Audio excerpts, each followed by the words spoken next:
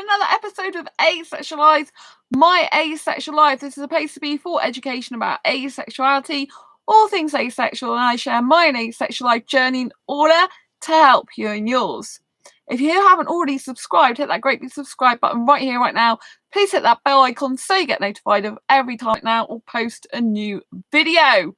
So today I've got a very, very, very special live episode for you where I am answering all your asexuality questions. So I've got questions that I've prepared for the show this time, and anytime you want to pop a question in the chat, I'll be happy to do my best to answer it.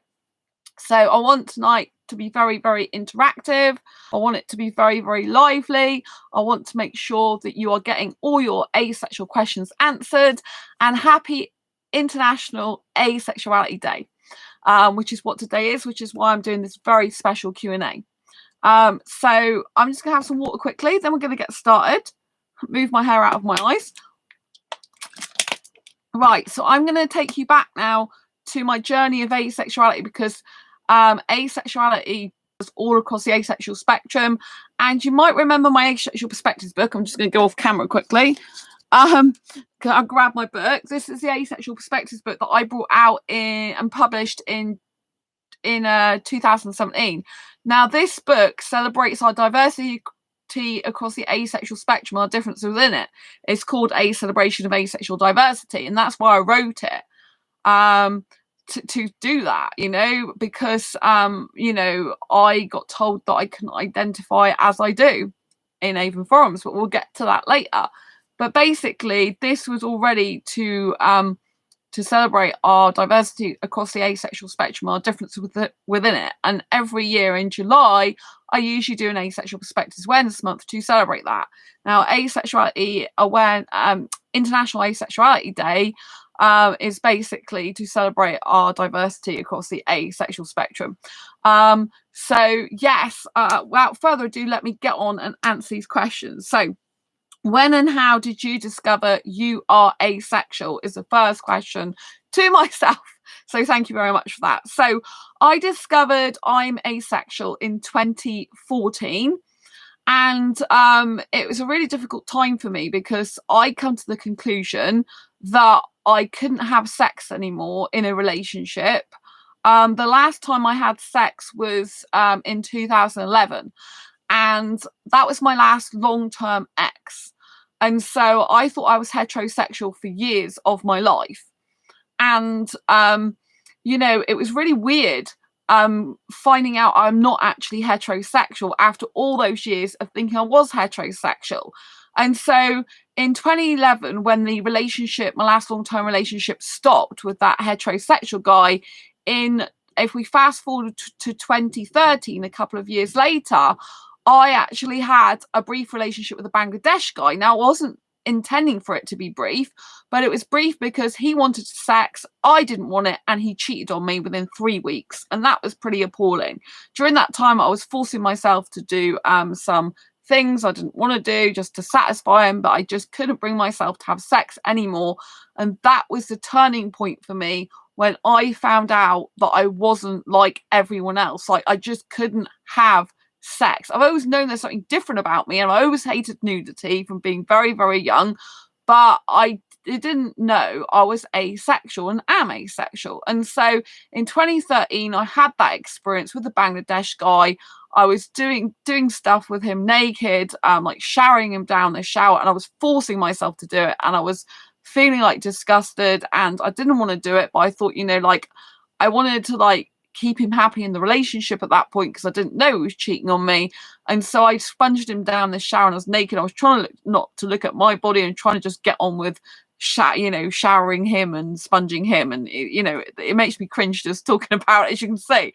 But anyway, after that experience, my parents at that point in time, they were laughing about the fact I didn't want to have sex, even though they don't know sex before marriage people. They're not like that anymore. They're very supportive, but they couldn't understand why I didn't want sex.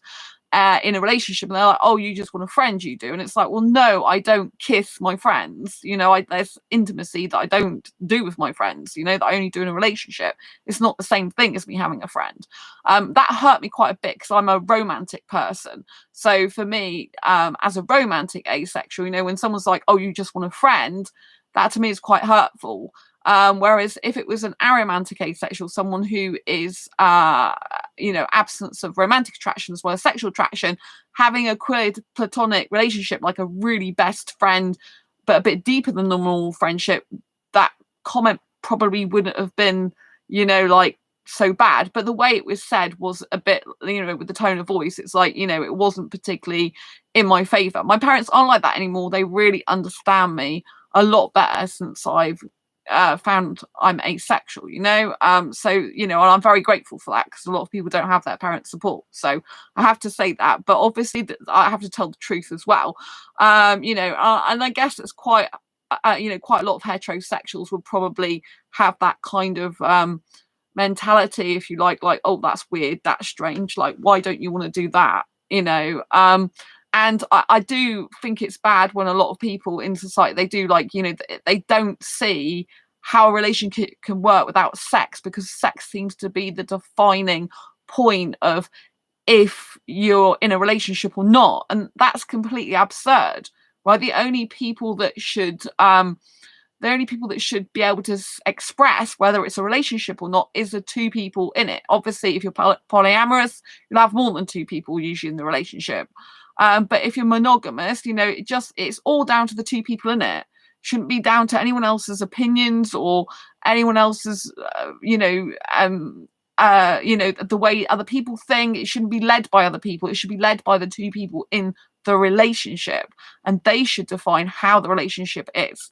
It doesn't have to be defined as if you have sex, you're in a relationship. If you don't, you're not, which seems to be the general heteronormative society's way of thinking, which is really bad.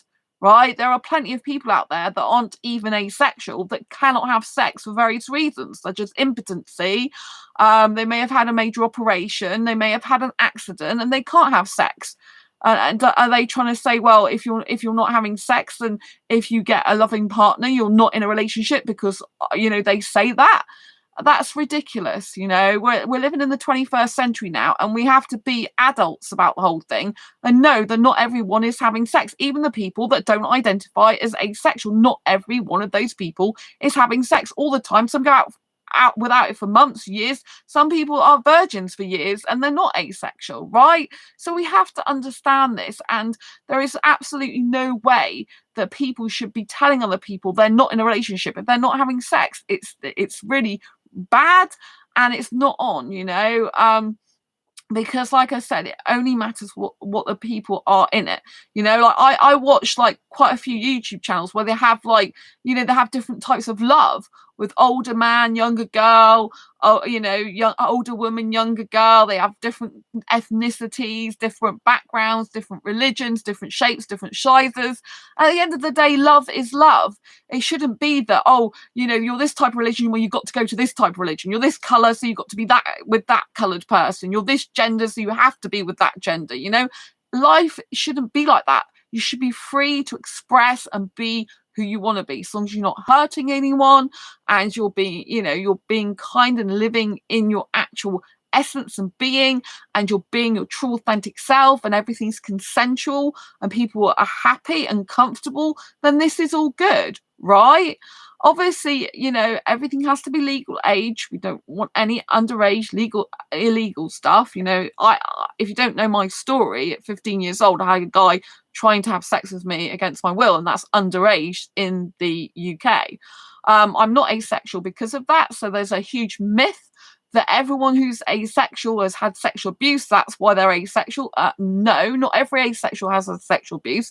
Some have, some haven't. And just because someone's had sexual abuse doesn't mean to say that they don't have sex. I've had sex after I had the sexual abuse. It didn't put me off having sex. I'd rather have done other things than have sex. But we'll get onto that in a moment. So taking you back to 2013 with this Bangladesh guy, you know, I just couldn't have sex anymore. I just couldn't bring myself to have sex in 2013. The last time was 2011, which is still the last time. And I just thought, I just cannot do this. And I was, you know, when I was dating, like even him, I was like nearly wetting myself because it was just so anxiety inducing that they want sex. And this guy turned around to me at the end of the date and said, oh, hey, you know, he wanted me to be his girlfriend. I just said, I don't like sex. At that point, I didn't know I am asexual.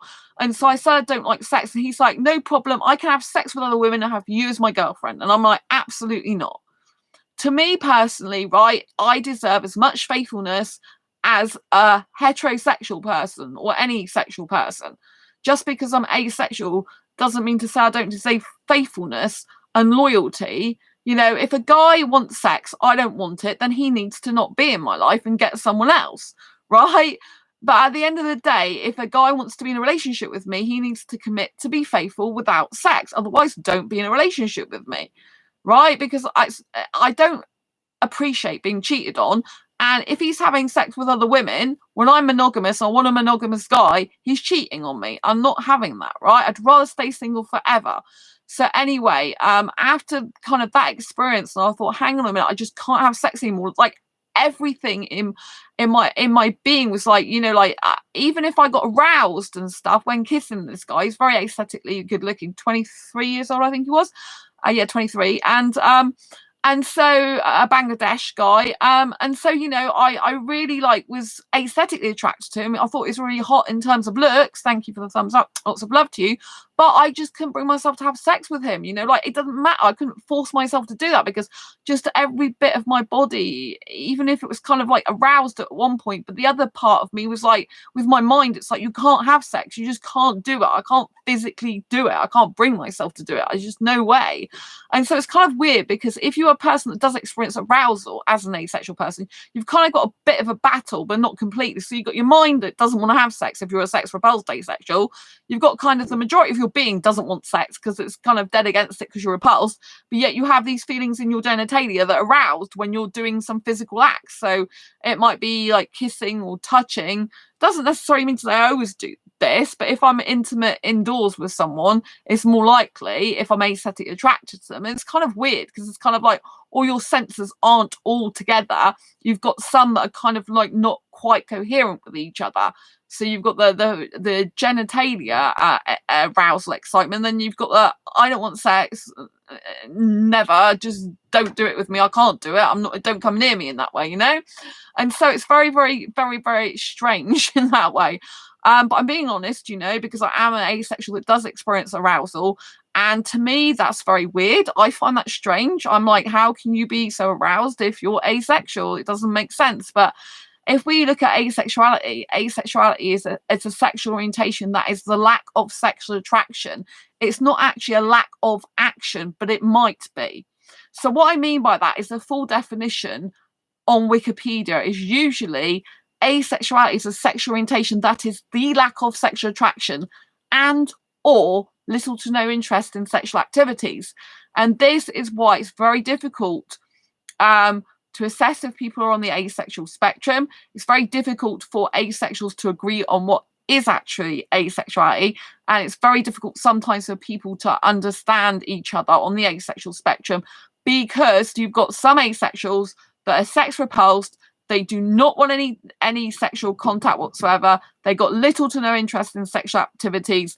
They're really not into that, right? Then you've got the other types of asexuals, you know, and they don't mind doing some sexual activity, right? They might lack sexual attraction, but they might be fine to do some sexual activity. So you've got two different types of asexuals, both calling themselves asexuals, and it can get really confusing. You can be like, oh, well, I hate sex, I don't want anything to do with it, no sexual contact. And then you've got another person going, oh, well, I'm okay with having sex and I'm okay with sexual contact, and, you know, but I just don't experience the sexual attraction, so I could like take it or leave it, you know. And so, you know, you've got two completely different types of people identifying as asexual.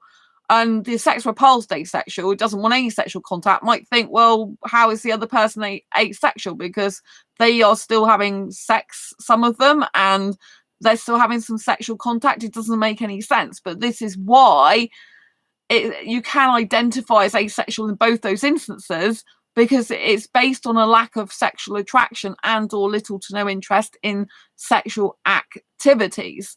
So you've got two different types of asexuals, both identifying as asexual. So if we go back to now the 2013, when I knew something was very, very different with me, I then I don't think I really dated till the 2014, which is when I was actually after I found out I was asexual. I did briefly date a heterosexual guy after that, and I was just like, this is too much. I can have sex with him either. But if we go back to like end of March, beginning of April 2014, this is when I went to a counsellor.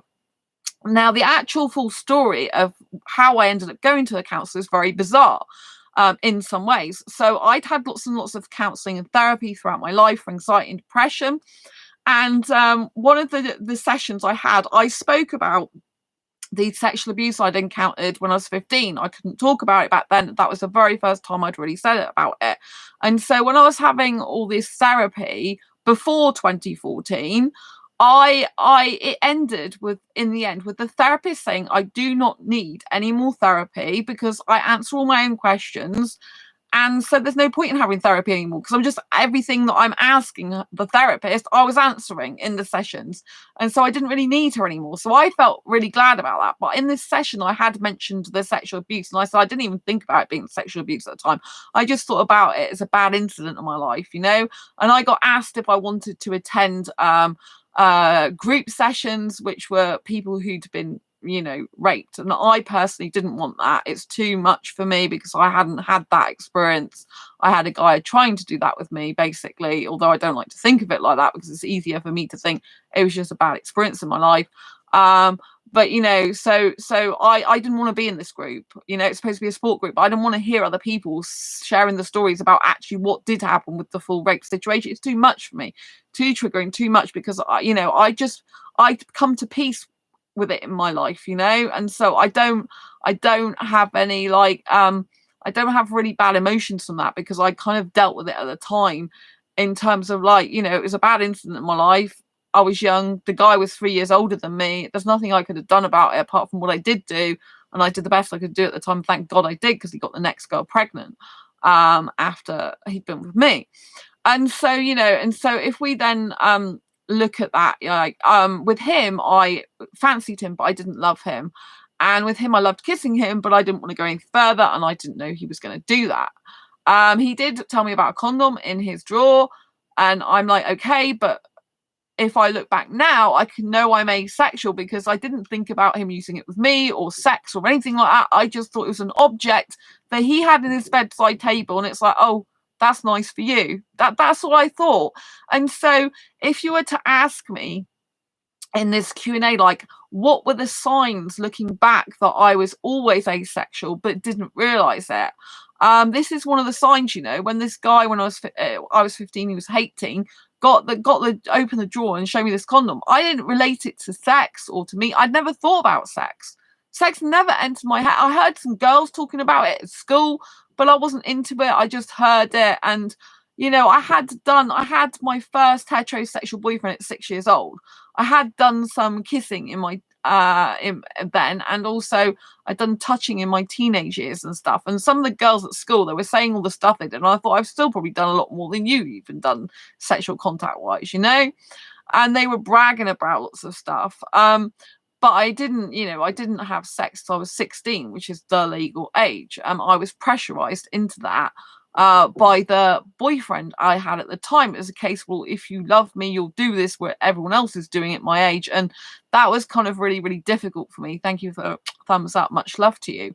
And so that was, you know, very painful, having to go through that, because the guy who I did lose my virginity to, 6 months later, he dumped me anyway. And it was awful. I was absolutely hysterical back then. It was the first guy I ever thought I loved. The guy when I was 15, I didn't love him. I fancied him. I didn't love him. I never saw me spending the rest of my life with the guy when I was 15 years old. It's very weird looking back on that now, because I get such intense romantic attraction these days and such love feelings that I don't ever have usually very often a fancy feel, or not, certainly not for people that are in my life. Maybe for some kind of like TV celebrities or something, but like most of the time, although there are exceptions. I think I did a video a while about it, saying about difference between fancy and love. But at 15, I just fancied that guy. And then at 16, that was the first guy I ever thought I loved. And I was thought, honestly, that how my parents described it, like you'll know when it's the right person for you, and you'll just know and be with them forever, like the kind of romantic dream, if you like. And I was absolutely devastated when he split up with me. And and all that dream was shattered, and all that, oh my God, he was my one and only for life, just fell completely apart, and it was dreadful. And it was difficult for me because it makes me like question my own judgment, like, oh well, my parents have always said, like, especially my mum, it's kind of the thing mums would say anyway, it's like, you'll just know when it's the right one. And I've heard that multiple times throughout my life, but every time I think it's the one, unfortunately, I'm usually disappointed, and it's not the one I spend forever with. But like some dating coaches say, sometimes that is the one in the moment, and then, it's time for parts. Sometimes you find soulmates, or you find someone who is your person, but they're not your person forever. And so you have to move on. But obviously, like growing up in a traditional household where you don't have sex before marriage, and really it's kind of the old-fashioned type of relationship, which is good for my parents. I mean, they've been married 52 years. It worked for them. And I have to say, some of today's kind of like relationship stuff is just a nightmare, because a lot of people are not really into making a relationship work these days. They're into just swipe culture, and that's really, really sad. So I do think it's amazing that my parents have been married now for 52 years and they're still going strong, and I really applaud them for that. It's our anniversary next month as well. It'll be 53 years, and I think. So I think it will be. I'll have to double check that. But yeah, they've definitely been married 52, so it should be 53. So, I'm so proud of them like that, a very different relationship to what I would have, because mum's housewife, dad goes and does, he's retired, but does some non-profit work. So I'm not a housewife at all. Hate all that type of thing, don't want to do it for a guy, but their relationship works really well. But my point is, like, things have changed a lot these days, and kind of like if you look back at like a lot of the movies, and you look back, and you look back at kind of the olden days where you were meant to be with someone for kind of forever, and then that doesn't happen, you get really disappointed.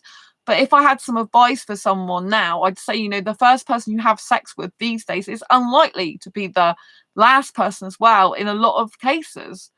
It's sad to say that, but it is true. I mean, it's not true of everyone. I know other people that have just been with one partner all their life. If you're an asexual person that does have sex, right? Because I'm writing the Asexual Guide to Sex book.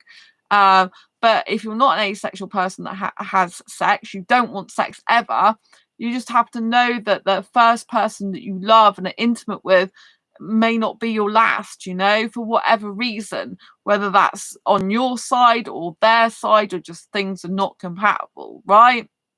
So if we go back to this time that Viola, lots of love to you.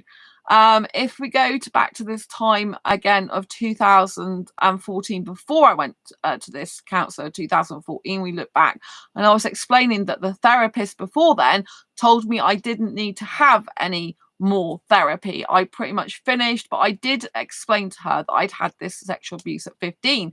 But as far as I knew, that was the end of it. Didn't need any more therapy. And after having years of therapy since I was 17 years old, I was quite relieved. I'm like, wow, I know all the answers myself. I can confidently and boldly go, into my life now, into my future, knowing that I can take care of myself and got the answers within me.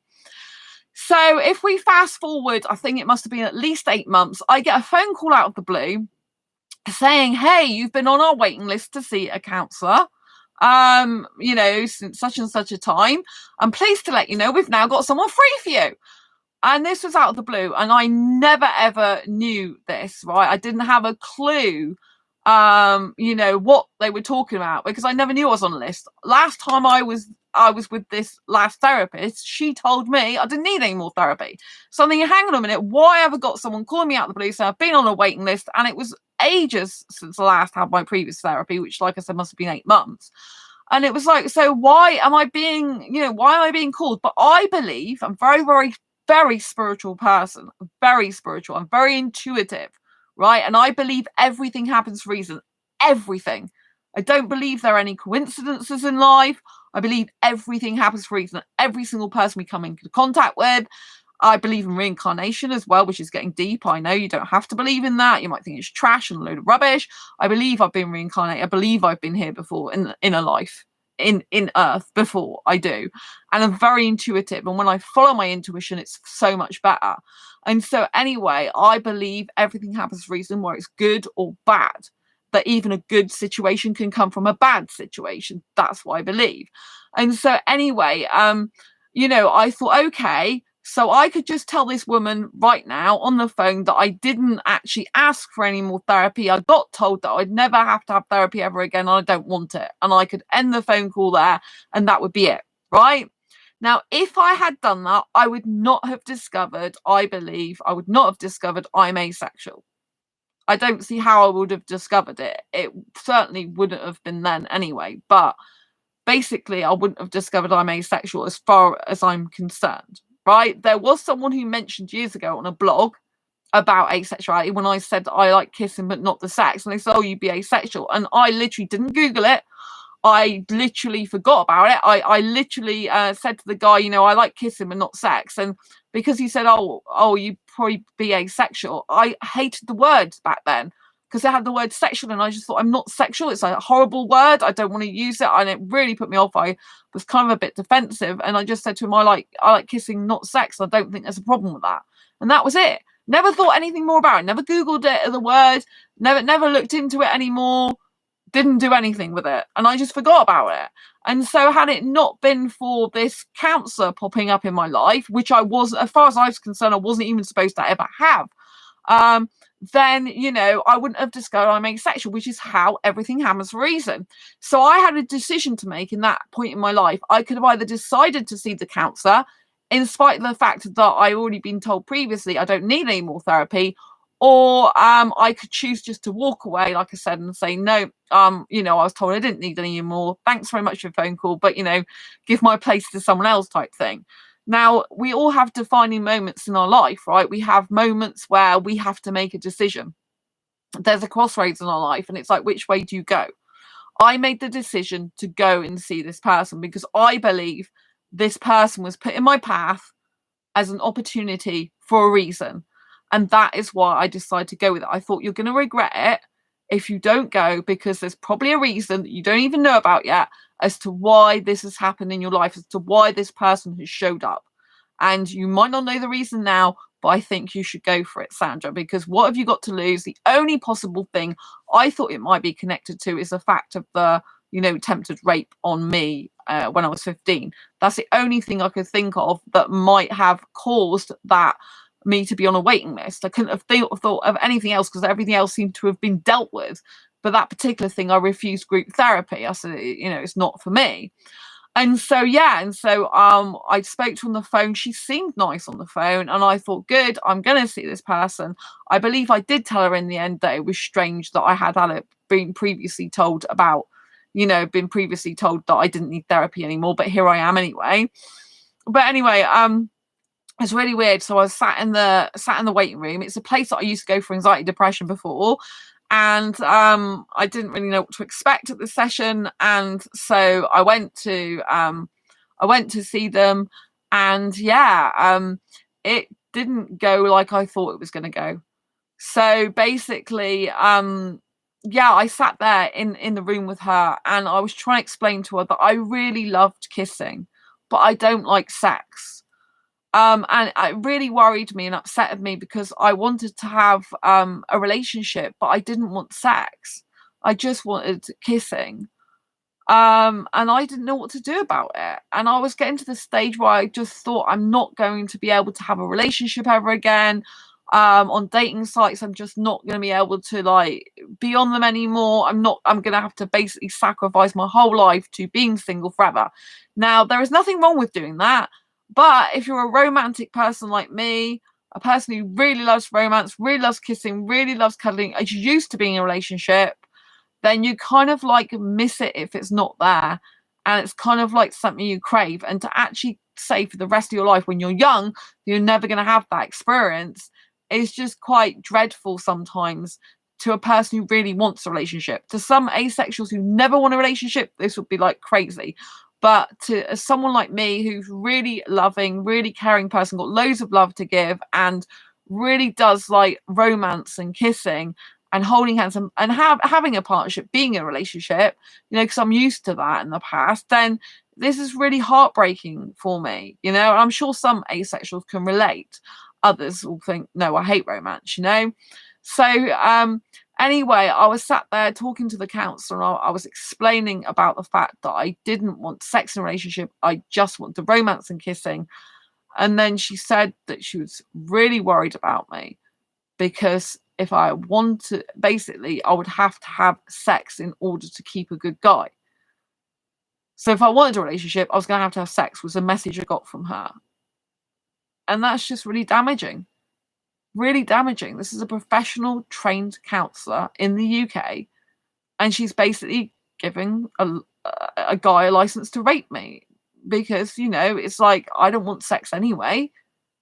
But if I want to get love, I've got to have sex. And this is such a damning message. Do you see now? This is so bad. This is a counsellor telling me I have to have sex if I want to be loved. What message does that send out to people? This is how abuse happens. You know? Fiola, yes, so bad of her. It was really bad, Fiola. Nice to see you. Lots of love to you. You know, it was just dreadful, you know, but you should never, ever be told in life that you have to have sex in order to be loved, in order to have a relationship. I mean, it's just the worst thing I could possibly have ever heard. I was absolutely devastated. Theola, I understand the same like you. Thank you. You know, and I was just devastated. I really was. I remember it, you know. I remember the emotion I felt at the time. It's very, very painful. And I'm just thinking, you've just said the worst thing ever you could have said to me. I came to you for help. I wanted help. I'm feeling helpless and hopeless and in despair. And like there's no other person like me on the world, planet and universe. And I don't know what to do. And, you know, I've come here and I wanted some help and I didn't get it. Instead, I got told the worst thing possible, the thing I didn't want, which was sex. I didn't want it. And I was just devastated. You know, I've gone to this person for help. I don't know who else to turn to. There's nowhere else to go. I've exhausted every possibility I could think of, you know, in terms of like dating and trying to find a relationship, because I just thought I must be the only one who doesn't want sex. And that was heartbreaking for me. You know, it was heartbreaking. I mean, you feel all alone like that. You feel in despair. You feel like, my gosh, you know, what am I going to do now? What's my life going to be like? If you want a relationship, don't forget there's a lot of people that don't want relationships, but there's also a lot that do. And if you're a person that does want a relationship and you're basically being told for the rest of your life you're not going to be able to have one, because unless you do something you don't want to do, which is basically, you know, it gets to the stage, because I'm that sex repulsed these days, it would feel like abusing my own body. You know, that's because I'm very sex repulsed these days, even though I've had it in the past. And so for me, it was devastating. It's not what I wanted to hear. I wanted to support. I didn't know what to do. And she really upset me so much. And anyway, I went home and Googled, I love kissing but not sex. And that is how I discovered asexuality. It came up on the internet in Google as asexuality and then asexuality.org. Fiola, what means if you miss touch? And so, you know, I was just devastated. But when I actually saw asexuality, the word asexual, and asexuality.org, which was the biggest and still is the biggest online community of asexuals, And I noticed that some of the forum threads, they were public. And so I went to have a look at some of the public threads. And I'm looking at the conversations. I'm like, oh my gosh, I just couldn't believe it. There are people like me who wanted a relationship without sex. And you can imagine what that felt like. I just felt so elated. I'm like, oh my God, I honestly thought I was the only person in the world like this. Literally the only one person in the world I thought was born differently. Something was just so different about me, and there was no one else I could relate to, and I felt in despair and hopeless and helpless, and it was depressing, really. And the fact of not being able to have a relationship because I'm very romantic, and the idea of never being able to do that again, and the only way I could was having sex, and I didn't want that, and so it was devastating. But when I went out and Googled this, I was like, oh my gosh, there are other people like me. Thanks for so much. And Theory, yes, me too, and I can believe it. There are other people like me on asexuality.org. You cannot believe the amount of relief I felt. It's like this whole world. It's almost like you're on another planet entirely with different alien species where I'm one of them, and you've just found that a whole new world has been revealed to you, a secret world that no one really knows about, especially didn't in 2014 as far as I was concerned. I never heard of asexuality before. I forgot the blogger guy that mentioned the word asexual to me years ago, and I was like, oh my gosh, there are people like me. I'm not alone. They're real people like me, real, that don't want sex, but they want a relationship. Oh my gosh. And of course, then it meant that there was a possibility that I could find a relationship without sex, because there was other people like me. And I got really excited, but then I got like really cautious, because I'm like, I don't understand this community. I'm new to it. I don't know what's going on. I'm a bit freaked out. I'm like, oh my gosh. And I came to Asexualise.com after that, which is a dating site for asexuals. And I remember, I think it was like, I didn't put anything on there really till June or July. And I said, like, I'm asexual, happy being single. That's it, basically. And so I went around and looked in the forums, and the counsellor at that time was still meant to be going to see her. So I went back and explained to her about asexuality, and I explained what it was, the lack of sexual attraction, and I came across asexuality.org, and there were other people like me who didn't want sex, and it was like, I think I must be asexual. It looks like I'm that type of person, but I'm still researching about it. And so I thought that she was going to look it up, because I was talking to her about it, trying to kind of like see if she had any advice for me, which she didn't at the time. And so the following week after that, when I went back to her again, I said, we were having a discussion. I was talking about asexuality a lot more. And she was just looking at me. I said, oh, haven't you, don't you know about asexuality? I was explaining to her, I said, haven't you looked it up? And she's like, no, we can't, because we're not allowed to look at that type of thing in work. And I said, well, what about at home? You could have looked at home. And clearly she was never going to have a look at it. She wasn't interested. And so that was really devastating, upsetting. And I just got so upset and uncomfortable being around her, because I felt like she didn't care. Unless I was having sex with a guy, I could never have an actual relationship. And she was more worried about the fact that I didn't want sex than actually trying to help me to understand my asexuality. And and it was just dreadful. And at that point I was so, again, anxiety induced, and I was just so nervous, and I'm like, I don't know what to do, because I wasn't expected to come to therapy. Then I have come to therapy. Then I really could do with some help now about my asexuality. And she didn't want to know. She didn't want to know. She didn't care. She wasn't going to look into it. She had never had any intention of looking into it. And so I was left with the dilemma: do I carry on seeing her? But I was so upset and distraught by this point. I really was. That she could tell, and she goes, I don't think it's a good idea for us to see each other anymore. I think we should end the sessions, because clearly I was very upset and distraught. But I didn't know what to do, because I was just like, I'm just new to this. I had no support for it. I didn't know where it was headed, what I was going to do. And so I'm like, oh, crikey, I don't know whether I want to end therapy or not, but clearly this woman isn't very good for me. So I asked her, like, just give me some time. I need to think about it, and I'll phone her up and let her know about if I'm coming back to the therapy or not. So I then went home and did some more research. I was researching for about 3 weeks before I found out where I identified on the asexual spectrum. And even then it was a little bit like, I'm not 100% sure, but I think this is it, you know? Let me just have some water quickly. And so anyway, excuse me. Oh dear. So anyway, I decided to phone her up. I phoned her up and said I wouldn't be coming back to therapy. And that's when I left. And I'd never, ever been back to therapy since until last year. Which was because I had a lot of stress and from a situation to do with my ex-job, which I can't talk about all the ins and outs of that. But yeah, it left me very poorly and very bad negative thoughts. But I hadn't had any therapy for since 2014. Till last year, 2021. So that's like over 6 years, 7 years, pretty much. So it was kind of very bizarre. The whole thing was weird. But if she hadn't have, been made me upset, I guess, if she hadn't like made me feel so bad and uncared for and misunderstood, I probably wouldn't have taken the action to go and Google "I love kissing but not sex." So in a way, I'm thankful to her that she was really bad in that sense, but I wish she hadn't been bad because I still think it's not good.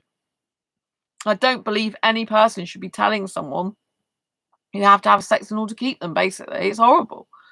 But, things happen for a reason, like I said, and I didn't know what was going to happen with those sessions, and clearly that's why I was meant to go to those sessions. So that's fate, intuition, destiny, if you like. But I could have chosen never to see her. And then I probably would not be on this channel now helping you, So sometimes, we have to make difficult decisions in our life, decisions that are quite irrational sometimes. Like logically, it's like, well, if I didn't even know I was on a waiting list, why would I even see the counsellor? Why wouldn't I just say to her, well, I don't know what you're talking about, but I'm not on a waiting list. So, I think it's best if we don't see each other. But, I had one little bit there that, because of the abuse I'd had at 15, I thought maybe that's just the one thing that's left to discuss because I refused to be in the group therapy for that before. Even though that was not the message when I left. The message was clearly that you didn't need therapy anymore. So anyway, I decided to do the brave and bold thing and go alone back in 2014 and say, to her that I didn't need therapy anymore. And that was a clear turning point in my life because up until that time, I'd always had therapy most years on and off since I was 17. I'd never had a situation where I got told I don't need therapy anymore. And when I went to her, I was giving up therapy of my own accord and saying I'm not coming back. It's a very powerful thing I did in my life, very powerful thing. And so then I was spending about 3 weeks, like I said, trying to find out where I fall on the asexual spectrum. And during this time, I'd gone on Asexualise.com. So I was still on asexuality.org. I think I joined their forums and joined their site officially. And then I was trying to find people, I don't know what I was trying to do. On Asexualise, Asexualise.com is my site. Sorry, I'm getting them confused. Asexualise.com is my blog site and my website. Asexuality.com is the dating site. Some people think I own Asexuality.com because I'm on there a lot and I do actually have a thread running continuously on there for a lot of years. So Asexuality.com is the website I registered on in 2014. Asexualise.com wasn't available then. That's my own website. Sound very similar, don't they? So Asexuality.com is what I went on there, and I just made a profile. At that point, I put a tiny little bit saying, "Hi, I'm Sandra. I'm asexual. I'm just happy being single. Only looking for friends or something. Or I'm happy being single. I can only have friends." And that's it. It's about 2 or 3 sentences if that.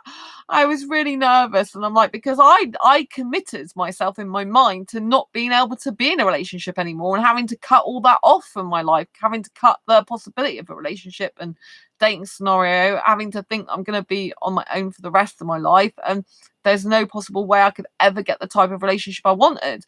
And then obviously when I found out there are other people like me, and I'd realised I definitely am asexual, and then I went on Asexuality.com and registered on there, which I think was July 2014. And then I'm going through people's Fiola, ha ha ha. Yeah, I think I mentioned my own website by accident, so I had to correct that.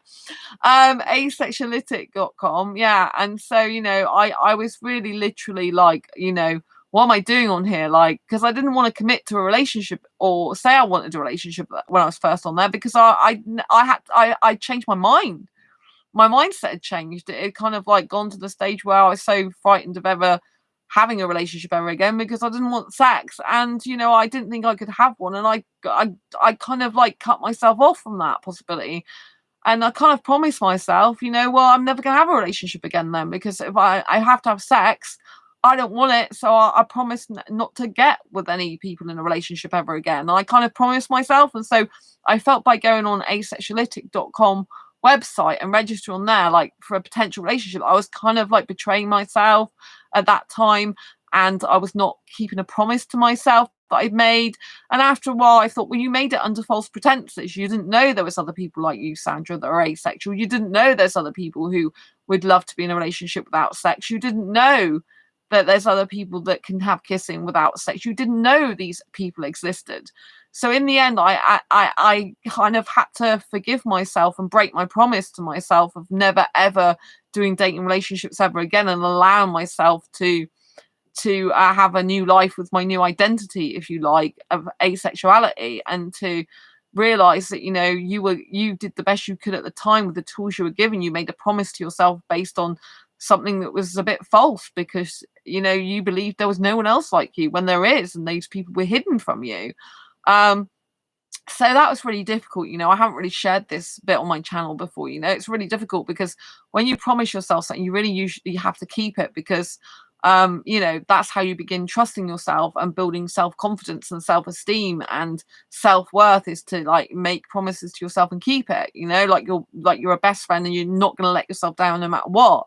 And that point in time, I kind of felt like I let myself down a bit, that I was breaking a promise, that I was a really bad person. I had forgotten all about this till I'm just sharing this with you now, because I just felt so bad. And so I was battling quite a long time with inner demons, if you like, of like promising myself something but deciding purposely I'm not going to be able to keep that promise to myself anymore, because I would like a relationship, because I am romantic, because I would like to actually be in a serious committed relationship and find the love of my life. And so that was really interesting. It was very difficult for me. It wasn't until a good couple of months where I actually was brave enough to put a full profile there.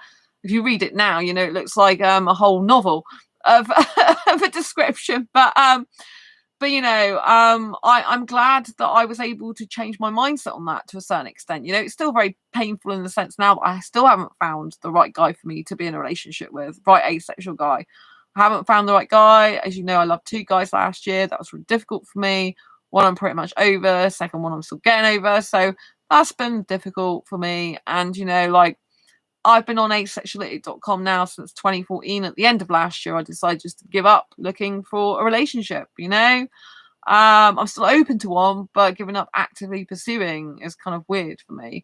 I still get the instinct to pursue as well. And I get the feeling that I just want to be with my guy, which I don't even know who he is in this life, So that's really hard sometimes. But, I'm glad for the asexual experiences I've had. I've met loads of people in the community over the years. I've made some really good asexual friends. And asexuality has completely transformed my life because of the insights it's given to me in terms of my own body, in terms of what I like physically, in terms of relationship, like touching at different amounts or not at all, and kissing and arousal and body reactions versus mind reactions. And it's been very, very interesting journey. I couldn't even talk about sex at all, not even to anyone apart from a boyfriend I was with at the time, until I started this channel back in October 2015. And so I went from, only discovering I was asexual in kind of like March, April time, 2014, And then in January 2015, I started holding my first asexual meetups. Now, you might think, what happened during that time? So I was on asexuality.org, and I loved talking to people in groups and forum threads the majority of the time, but I wanted to meet an asexual person in real life, offline, because then it would cement the fact that asexuality is very real for me. Because a lot of the time, there's a lot of people online that still say asexuality isn't real, it doesn't exist, it's not true, which clearly it is, because I'm sat here now and I'm asexual. But there's quite a lot of people that kind of like try to devalue it, invalidate it, and it can be really hard if all you're doing is seeing people online and you're never seeing anyone in actual person, right? Because you don't get the in-person experience as much. When you have an in-person experience, you can feel the difference. It's not just about seeing and telling, it's feeling the difference. Panicked up. It's cool of you to be asexual, and I get that. I have a friend who is the same. But just a bit of advice, if you want to move your channel forward, why not try doing some vlogs or something? I don't know if you've wrote before, but I do vlogs. Clearly you haven't watched my channel. There are actually hashtags asexual life vlog. So I've done a lot of vlogs. And you can go and search my channel for them. So you're giving me advice about something I actually already do. So I would advise you to please go and look at my channel, because I do vlogs, a lot of them, which is hashtag vlog. So yes, anyway, getting back to tonight's show, which is valuable education. Yeah, so so I was in the forum threads on asexuality.org. And, I just really wanted to meet someone in real life that was asexual, because it would cement the fact that asexuality is real. It really does exist. And so there was a thread called "Are there any aces in the Southwest?" which still exists and I still use. And in that thread, someone else started it in 2013. I didn't start it, but there was 2 people in that forum thread at the time, January 2015 this is, and they were wanting to meet up. But no one was actually taking any action to make that happen. One of the people was talking about it a lot, but no one was actually saying, hey, let's set a date, let's set a time, let's set a place. So I took over that, and that's what I did with these 2 people. I set a date, time, place to meet, and where to go. Panicked up. Okay, so I'm new here, didn't mean any offense. Okay, lots of love to you too. And so, oh, by the way, my channel's had over 250,000 views. That happened last week. I was so excited and thrilled by that. It's really good. Really proud of that. Anyway, I need to get back to my education, because I'm trying to help people in Q&A here. Special for Asexuality Day. Yeah, so yeah, anyway, these 2 people, I actually did meet up with them. We went to Nando's. If you didn't know, I went to Nando's today to celebrate Asexuality Day. And when I went to Nando's, these 2 people were amazing. So they met me outside my work, which was really nice of them, and we went to Nando's together. It was just incredible. Like, it's just me and 2 women. Now, normally I don't get on that well with women. It's usually most of my friends are guys, right? Because I had a lot of bullying when I was at school. It's mostly by women, the majority of it, not by men and guys. So I've always had more guy friends in my life, and always gotten better with guys in general. As friends, relationships are like not very good, but in friends, amazing. So anyway, yeah, so I went with these 2 women, and I was astounded at how well I got on with them. And they were making some sexual innuendo, and I can still make sexual innuendo despite the fact I'm asexual and lack sexual attraction and don't want sex, right? I don't have a problem with some sexual innuendo. And so we were all making some sexual innuendo, which might seem very weird to anyone watching this right now. Like, why would you make sexual innuendo if you're asexual? But some of us do. And anyway, I just felt so comfortable, because obviously most asexuals who are sex repulsed would hate any sexual innuendo. It would be sickening to them. And so the fact that I was actually talking to 2 other females, and we were making some sexual innuendo, which was quite weird, but it was kind of joking stuff about things that we didn't really need, but people talk about, then it was really comfortable, because it's like I could be myself around them and joke about whatever I wanted, and they accepted me. We also obviously talked about our asexuality, how we found out we are asexual, what we've done in the community so far, all this type of thing. But it was just really, really beautiful thing to actually, you know, experience the fact that there's two other asexuals in real life, in real time, in front of me, and to have this wonderful experience together. And I have literally been hosting asexual meetups in my city in the UK ever since January 2015 now. So I've been doing it, we're now in April 2022. So I've been hosting 5, 6, 7 years, is it? Oh my gosh, that's like really a lot of years. That is huge, 7 years. So yeah, and I just had an asexual meetup last Saturday. You saw a few photographs of it. I can't take photographs unless I've got their permission. So some asexuals are not out about being asexual. They don't want their pictures on social media, so I have to ask permission first. That's why you don't see many pictures from my meetups, not because I don't want to take them, but because I have to respect people's privacy and identity, you know. And so anyway, you know, I do hold them. They seem to have really taken off now since COVID happened and I've restarted doing them again. Lots of people want them, like usually once a month now, and it's amazing. Oh, more and more people coming to them, more and more people having a great time. And you know, I think because COVID hit, I think people appreciate in-person meetups a lot more now. It's kind of like, oh my gosh, we can actually see people in real life in real time, and people are more prepared to travel now to these meetups, and there's just more generally really nice people in the community where I hang out, you know, nowadays. You know, they're all beautiful souls. We all get on really well. The atmosphere is really good and calming and peaceful, but very chatty at the same time. And that's just really nice, you know, really, really nice. And so it's great, and everyone's chatting. Like, it used to be just me doing a lot of the chatting because I'm extrovert, but there's quite a lot of people now that are really chatty. So what we do is we end up being around a table, but you end up like talking to 1 or 2 people at the same time. Then we swap around the tables later on. So that's really fascinating. So, you know, personally for me, asexuality has been a journey of discovery of my personal self, my body, and what I like, dislike, and what happens with it, and relationships and dating, but also, you know, personal transformations. The fact that I hold asexual meetups, and years ago I couldn't even be in a group. So one is I talk about sex now, educational way, and I couldn't even talk about that before, and I share my past experiences with that. Whereas before I would only talk to a past ex-boyfriend about that when I was in a relationship with them. I wouldn't talk to a female friend or anyone about sex ever. And so I knew if I wanted to do this channel, I was going to have to push through my fears and boundaries and actually, you know, talk about it in an educational way, because obviously most asexuals, or a lot of asexuals, probably about 70% of asexuals, don't want sex. And so I was going to have to still discuss that because, you know, although we don't want sex, the topic's very much on our mind because we're kind of like, our whole sexual orientation is based on a lack of sexual attraction. And by and large, the majority of us don't want sex. But if some of us do have sex, it's usually we've got a different attitude towards it, a different mindset towards it. And some of us are very experienced. Some of us are very inexperienced at it. There are still some asexuals that have had sex who are experienced in it. So, you know, it's kind of like very vast, you know.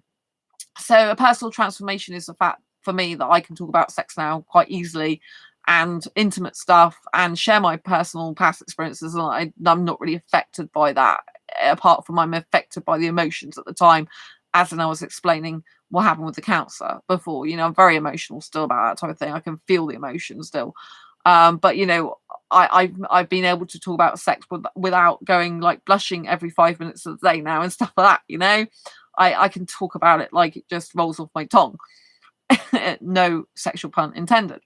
And then you know, finding out that I experience high levels of arousal but zero sexual attraction. So I explained that I thought I was heterosexual for years, yeah, and it's like, well, how did you think that? Like, if you know for definite you're asexual now, looking back, there's lots of experiences you've had in the past where, you know, clearly you were asexual all along but didn't realize it. Like, why did you, Sandra, think that you were heterosexual for years? Why? What happened? What made you think that?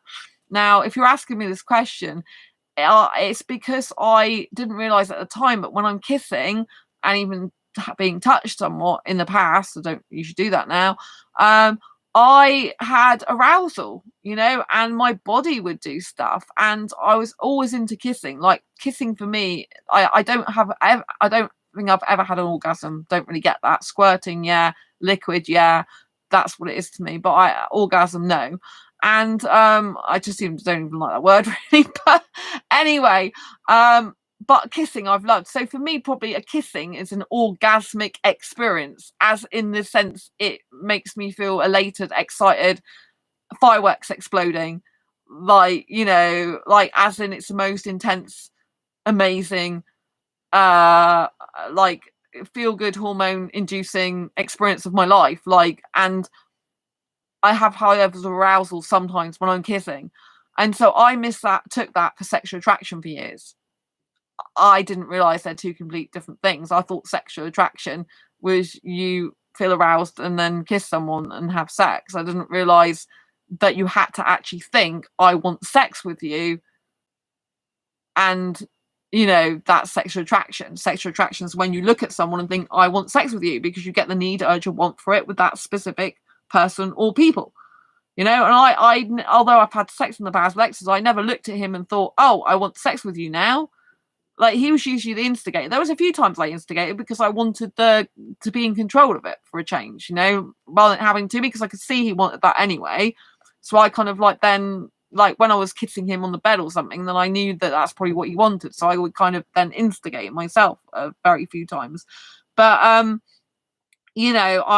never looked at any of my exes and thought I want sex with them, or anyone ever in my life. It's not entered my head. And I'd rather do the washing up than have sex. It's much more, I hate washing up. I can't stand it, but it's much more better than having sex. And so clearly I'm not interested in sex, just the kissing. And it wasn't until I went on asexuality.org and actually they were talking about sex that my genitalia started playing up and being aroused. And I'm thinking, I hate sex, so why is it playing up when I hear the word sex? And that's when I realized I experienced high levels of arousal, zero sexual attraction. And like, oh God, my body does certain things that I do not recognize. It's not what I want it to do, and it's just got a mind of its own. And then I realized that the mind and body can be very different things. Your mind can be like, no hope in hell are you having sex because I hate sex. And your body can be doing kind of arousal bits. And it's kind of like weird, they're not coherent, but that overall arching theme and feeling is I don't want sex, don't need it, can't even do it anymore. So because I just can't bring myself to do that, because it'd be like forcing, and I can't force myself against my will. That'll be abuse, right? So it's been a very, very interesting journey of discovery. Like I said, starting to do meetups, and I was so shy years ago. I couldn't be in groups. I only could be one-to-one. I felt left out of groups. I was very introverted years ago. I'm extrovert now. I changed myself on purpose, but even during the extroverted journey change, if you like, I still had a lot of time, even with my ex-work colleagues, where I just would talk to one person in a group because I wasn't comfortable in groups. But it's different with asexuals because they're like my tribe. They understand me. I understand them. I feel comfortable and confident around them. And as I'm the organizer, I actually am really good at organizing. I'm very good. I've got a PA diploma. So I've got a diploma in administrative procedures, personal assistance course, MVQ level 4, which is just equivalent to undergraduate degree. So I'm actually a trained PA. And part of my coursework was to organize trips and stuff, and events. So I just really love doing it. It's very hard work though sometimes. You've got to spend weeks messaging people sometimes, backwards and forwards, and keeping them interested in the forums, checking that everyone can still come, compiling a list, personally reaching out to people as well as in the forums. It just goes on and on. So it's quite a lot. I'm getting more used to it now. I'm doing it regularly, but it's kind of like, it is extra work for me. I don't get paid for, obviously. I do the asexual in-person meetups for free. Certainly at the moment, I don't know if I'll ever put any special things on, but yeah, I do all them for free. So, and it's just an amazing experience. I just really love it. I really adore it, and I love being asexual. I really would never change it for the world. If someone said to me, okay, so if you had the choice between, asexuality is not a choice, have to stipulate that now, right? It's not a choice. But if you had to decide between being asexual and heterosexual, for example, which I thought I was for years, like, which would you choose? I would choose to be asexual every single time, every time. Even though it's hard to find a guy for a relationship without sex, I would still be asexual because I don't like sex. I don't want it. I don't need it. I'm not interested in it. I really don't want it again in my life. I want pure love without sex. And I actually believe personally that asexual love is the best love you can ever get. It's pure love. You love the heart and the soul and the personality of the person, you know, and you want to be close to that person in a non-sexual manner. Although obviously there are some asexuals that do still have sex and do sexual stuff. But, you know, like the actual love is usually pure and, you know, without having to have physical sex, you know. So I just think it's beautiful, you know. I think it's very difficult, like I said, to find someone for a relationship. So if I would say about a downside to asexuality, if you were to ask me like what's the downside, I would say in some ways there are no downsides because I absolutely love being asexual. I think it's the best thing ever. It totally resonates with me. Clearly I was asexual from a very, very young age. I didn't even like my mum seeing me naked on the potty when I remember it. I woke up to myself consciously and I'm like, my mum seeing me naked on the potty. This is weird. She shouldn't be seeing me naked. And so that was really bizarre. That's one of my earliest memories. And then when I was 6 years old, I had a boyfriend and I loved to passionately kissing him, but he wanted to do touching and I didn't want that. And so that was horrible. And so clearly I was asexual back then.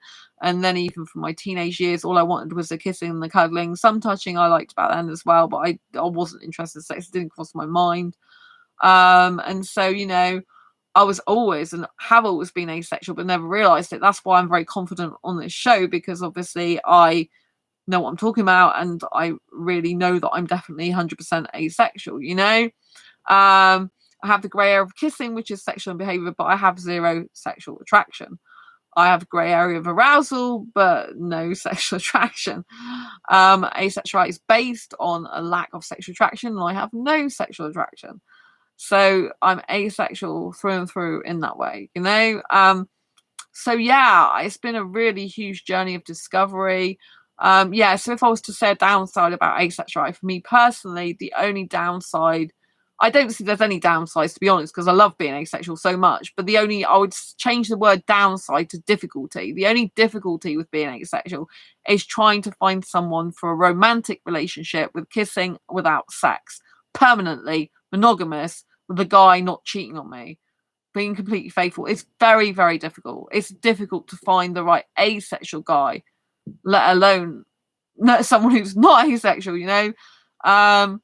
I prefer to be with an asexual guy. I don't think it would really work with the heterosexual. I don't think I could trust him, not unless he had a really low sex drive, then it might work. But in general, most guys that I come across, they want sex with me. They're usually really sexual. They're like highly sexual guys. So like they're very opposite of me. So yeah, it's kind of really tough. And I think, you know, like my experience last year was probably one of the most difficult of my life. So first of all, in 2014, when I found out I'm asexual, I did have that was the first time I realized that I'm meant to be with an Indian guy, because that was the first time that I'd had experienced love feelings for an Indian guy. And there was kind of two guys. One was on asexuality.com, not the same time, different times, months apart. One's on asexuality.com dating site, and you know, he started messaging me and stuff, and I really got into him, and then, you know, he kind of cut off from me and I was really upset. And then later on there was another guy, and he had a blog. I knew him through his blog, he knew me through my blog, and he started messaging me on Facebook. He friend requested me, and he just turned out to be horrible, because he was going to go to Canada, like pretty much most people do, rather coming to the UK because it's easier to get into Canada. He'd already decided to go there, but because of me, he thought he might come to the UK instead, and was considering it. But he said if he comes to the UK, he wouldn't want to die a virgin, and he knows that I didn't want sex. So in other words, he would come to the UK and have sex with other women. And I was absolutely devastated. He broke my heart. He really broke my heart. And what's worse is one of my guinea pigs was dying at the time. I had it to the vets, and it was dying. It did die. And it was awful. He was texting me this like, oh, I don't want to be a virgin if I come to the UK. I don't want to die a virgin. Fiola, no way, sorry. Yeah, it was horrible. He was messaging me that. And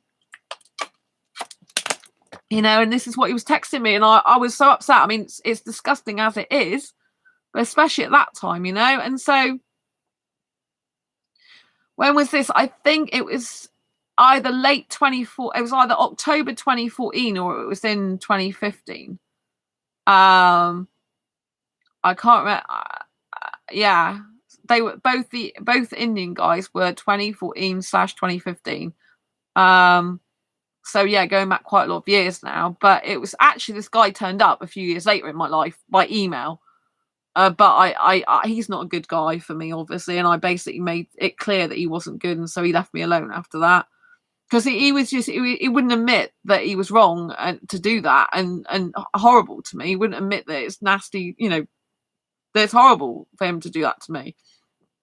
Yeah, it's a long time ago. So I realised I'm asexual in 2014. So this is the beginning when I first found out I was asexual. But since 2014, that's when I believe I have an asexual soulmate who's Indian. This guy, the first guy I talked about, he was asexual. This other guy, blogger, wasn't asexual. He didn't want to die a virgin because he wasn't asexual. Although I've met asexuals that don't want to die a virgin either. Two great asexuals in my past. Was it last year or the year before? Year before last, I think it was. So that was a bit weird. Thinking you're no different to a sexual guy. But yeah, so it was devastating. But this is when I basically discovered that I'm mostly attracted to Indian guys more than any type of ethnicity. And the reason is because I felt all these attractions, like all my attractions for Indian guys are all in Indian guys, like aesthetic, romantic, emotional attraction, intelligence attraction, creative attraction, clothes attraction, like the list goes on. It's just like out of all the 8 attractions I experience, it's usually only an Indian guy that is capable of fulfilling the majority of them, if not all of them. Others can do 2 or 3, but not usually all of them.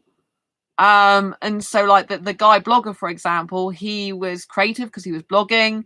He was intelligent. He was into photography as well. And I loved that side of him. I remember like the clothes he wears. I was aesthetically attracted to him. I was emotionally attracted to him, romantically attracted to him. And so I had a lot of attractions for him. And he just, he devastated. He broke my heart, And since then, panicked up. There is a guy for you out there somewhere. Sex isn't everything. Love is everything. If someone can't love you for you and not your downstairs, and they aren't worth it, thank you. Panicked up. I appreciate that. Lots of love to you. Yeah, exactly. But it's like, I wish more guys felt like that. But unfortunately, a lot of the guys I come across, they need sex in the end. They can't live without it forever. And I want a relationship forever with the guy. I don't want this short-term relationship, It's just, I fed up of them and casual stuff. I want a guy who really wants to put a lot of time, energy, and effort into it, So I've always believed that I have an asexual Indian soulmate somewhere in the world since 2014. And there's like, I have these visions of a guy sat with me, an Indian guy sat on my bed, not having sex, obviously. How to make this clear? I have a vision of a guy sat on the end of that bed, and he's short, dark hair and clean shaven, wearing a white suit, and he's talking to me about coding websites. And he really loves me. He's like 23 years old, and he's so into me, and we're best friends. And I visualize this guy all the time. I don't even know if it is the guy I would end up with, but it seems like it is, but I don't know. But, I haven't met this guy in this lifetime. Really, wow, in your vision, yeah, as in what I see, yeah. But I also see myself in a different city as well, with an Indian guy. I'm not sure if it's the same guy or not. Yeah, so it's kind of, but I see it all the time.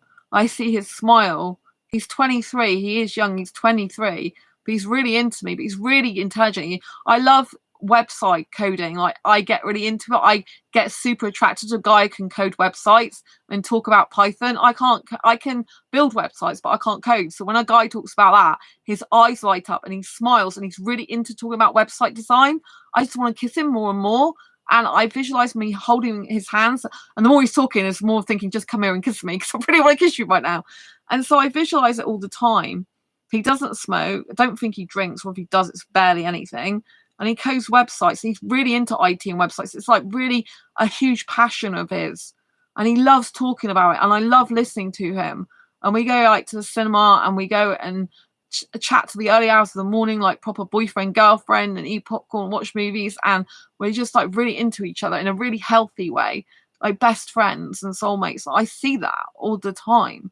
I see it when I'm out. I see it when I'm cleaning my teeth. I see it all the time. You know, and then obviously last year, I thought that the guy I met in June, the Indian guy I met in June, asexual guy, I thought he was the one. I also get revelations of my other half, but I can't see his face in vision, but I sense his dark, tall wow.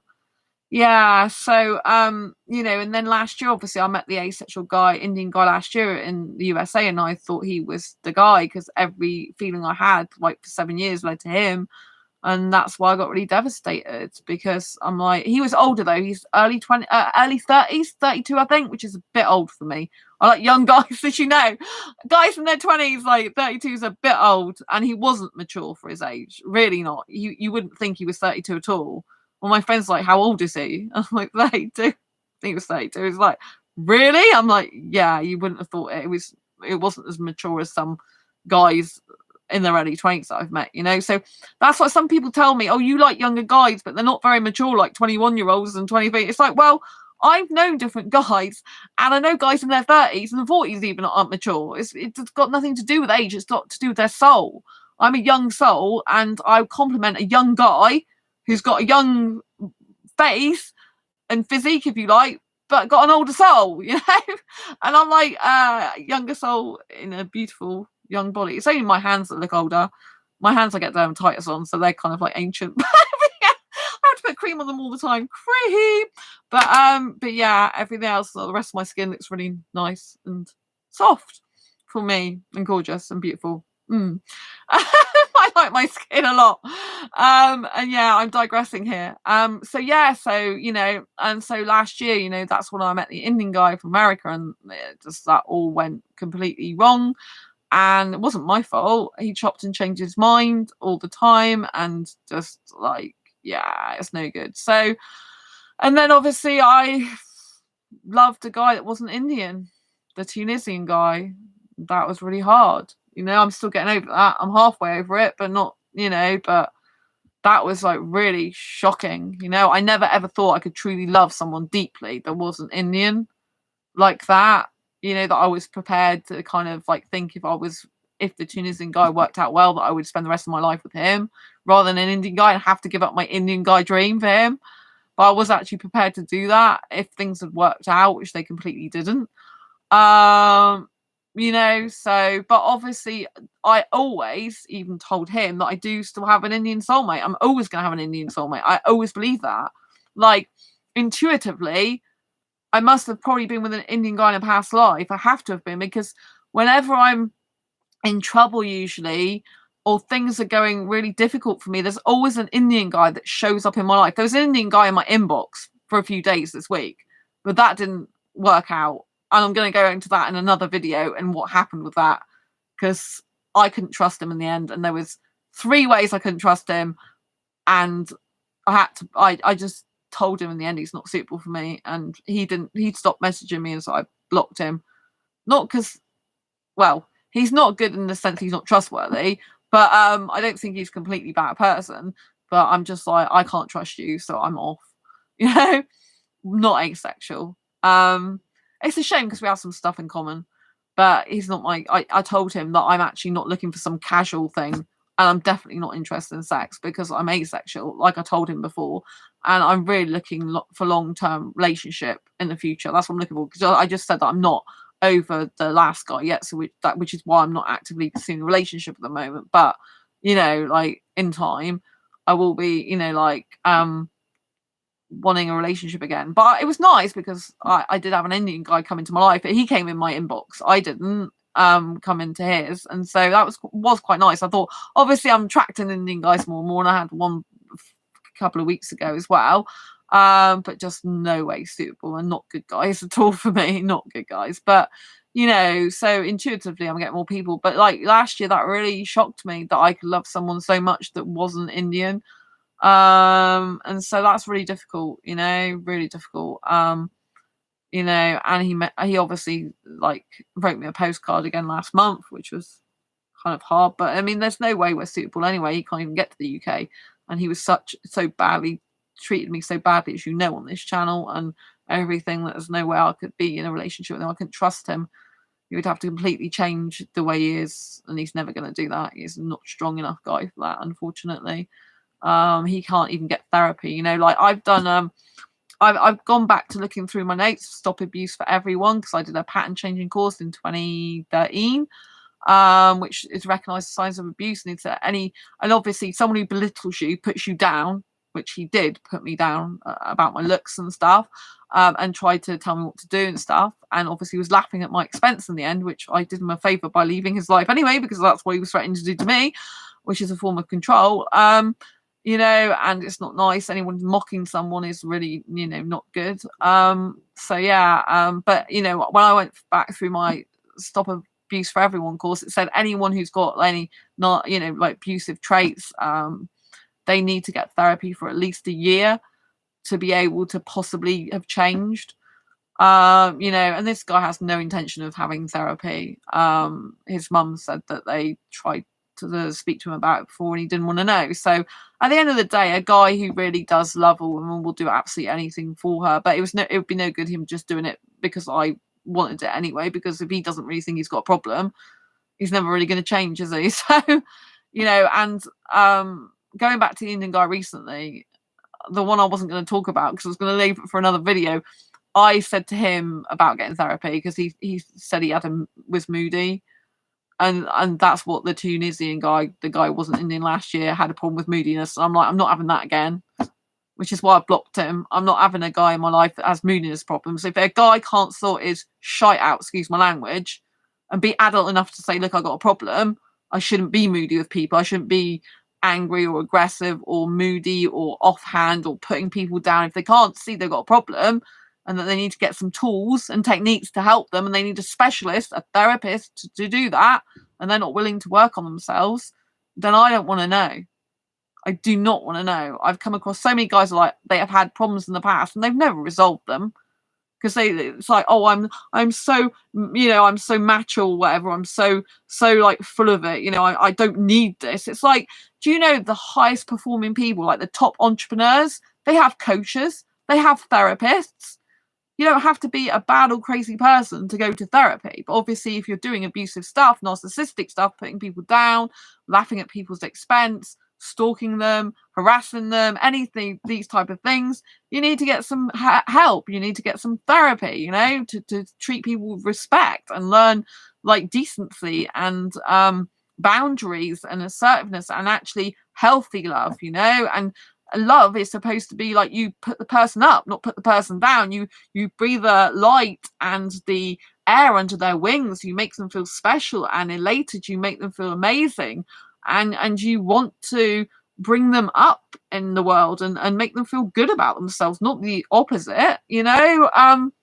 And so, you know, and you know, he's just not trustworthy, and I'm finding more and more these guys aren't trustworthy. One little lie and that's it, they're out. And unfortunately, this latest Indian guy, he can't, you know, I told him that I can't trust him on 3 things. I gave him 3 things, and in the end he couldn't argue. He's like, oh, where's the evidence? What's the message? So I showed him the message and I told him the math, and I'm a very intelligent girl, and so, you know, he in the end he just gave up. He was going to write something, he just gave up, which I will talk a bit more in depth about that in another video, because it's important to spot signs of narcissists, abusers, and also liars, you know, and people that are not good. You know, if he's, as soon as he mentioned the word moodiness, obviously he tried to cover it up then and say he meant something else.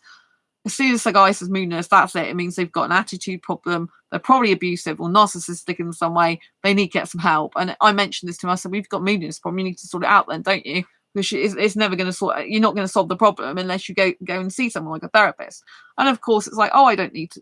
Fiona, good for you for block them. Yeah, I didn't want them on my. I mean, my friends are private on Facebook, but I didn't want them going through my contacts either because they work for Bollywood actually.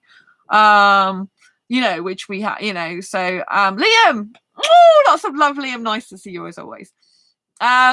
So yeah, I blocked him in the end. It was a little bit difficult because he was Indian, but not that difficult because I just knew it was the wrong guy. And, you know, I won't have a moody guy anymore. If a guy cannot sort his anger at problems out, his frustration problems out, his bad attitude problems out, you know, I don't want to know. You know, I don't want to be in a relationship with that type of guy. I want to be in a relationship with a healthy guy, someone who is 100% honest. I believe the right guy for me, my actual Indian soulmate, not Tunisian, Indian soulmate. I know that the guy who's my actual soulmate, he would not be able to say one single lie to me. He would just be so honest. I was absolutely shocked actually recently. Thanks for the thumbs up, lots of love. Because I saw in a post on YouTube, someone else post on their YouTube, are you an honest? How honest are you? And it like, you know, and it had answers like completely honest. I tell lies sometimes. I tell lies a little bit.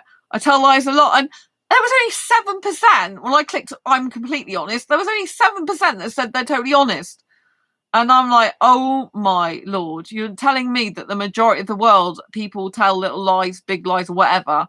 I cannot be doing with a guy lies. One little lie and that's it. So if he told me, I'd like, oh, I was this place at 6 o'clock, but they weren't, they were at 5 o'clock. I'd be like, well, you lied. You know, clearly it's not 5 o'clock, is it? Or clearly it's not 6 o'clock, it's 5 o'clock, you know, whichever way around it is, you know? If a guy tells me, oh, well, I was doing this, but actually he was somewhere else, that's a lie. You know? It's just like, I just, you know, and this particular guy, what he did, he told me he hadn't been drinking for years, basically. And I did the maths, and that's not years, it's not even 2 years. You know, and so that's how I could find him out, you know, and to him, it might not be a big deal, but he didn't have a leg to stand on because I just deducted things in his messages that meant that he's not telling the truth. Because, you know, I don't drink, and I told him that. He started saying, oh, I have 3 pints before I do any dancing because I'm not good at dancing, and I don't drink. And then all of a sudden he goes, well, I haven't drunk because mum doesn't want me to. I haven't drunk for years. And I'm like, well, you did drink when you were in the UK. And you were in the UK at the beginning of last year and the previous year, and you've got pictures on your Facebook of last year, you with your mates. So I'm sure you were drinking then, you know? And so, you know, this is how it went, basically. I've told you quite a lot of this thing now. And so, you know, I'm just not interested in that type of guy. If a guy cannot be completely 100% honest, I don't expect him to say he doesn't drink if I don't drink. This guy smoked as well. I can't be with a smoker. I'm glad he's honest about that. You know, I cannot be with a smoker. As you know, on this channel, I cannot be with any type of smoker, vapor or anything. Don't want a guy doing that. You know, it's like, why do I even need a guy doing that when there are plenty of guys out there that don't smoke, don't take drugs, and don't even drink a lot of them either. You know what I mean? Like, why would I give up the idea of having a much better guy for me in place of having a guy that smokes, drinks, you know, and is moody? It's like, why? What's appealing about that? And I think guys forget that. I think guys, instead of self-improving a lot of the time, they don't think that women have got options, and like, well, if you're not up to the standard, then, you know, they'll find a better guy. You know, they don't seem to have that mentality.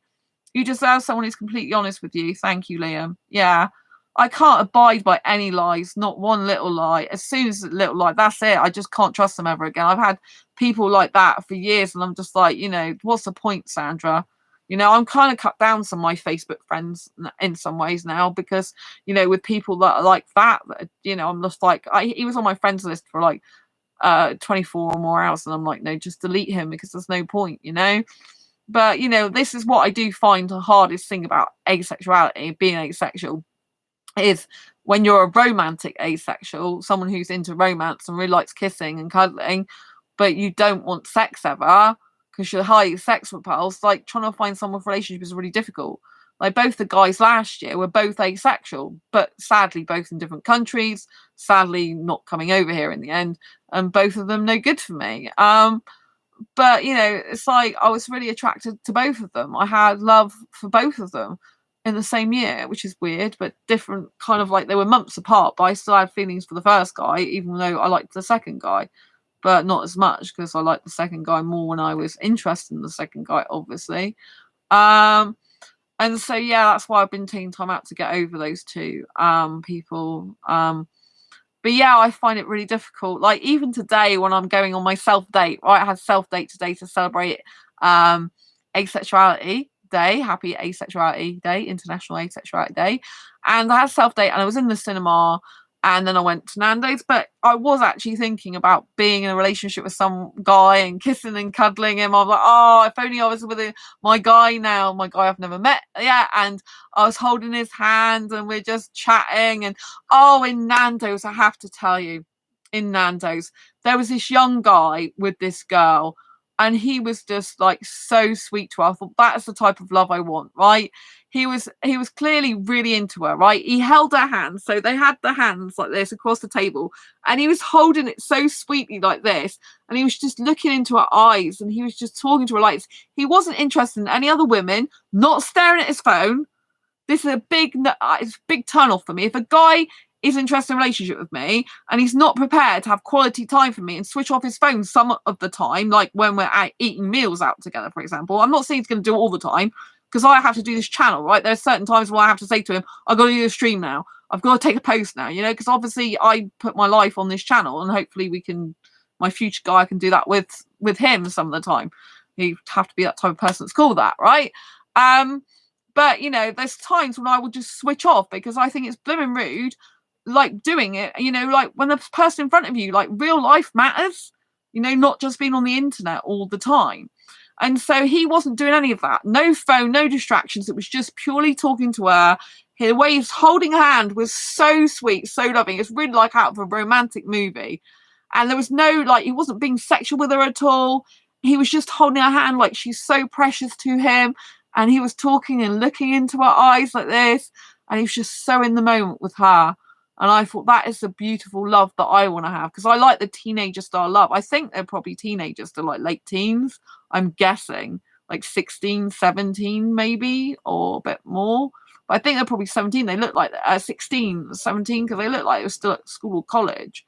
And so, yeah, I just thought, wow, he's really into her. He really loves her.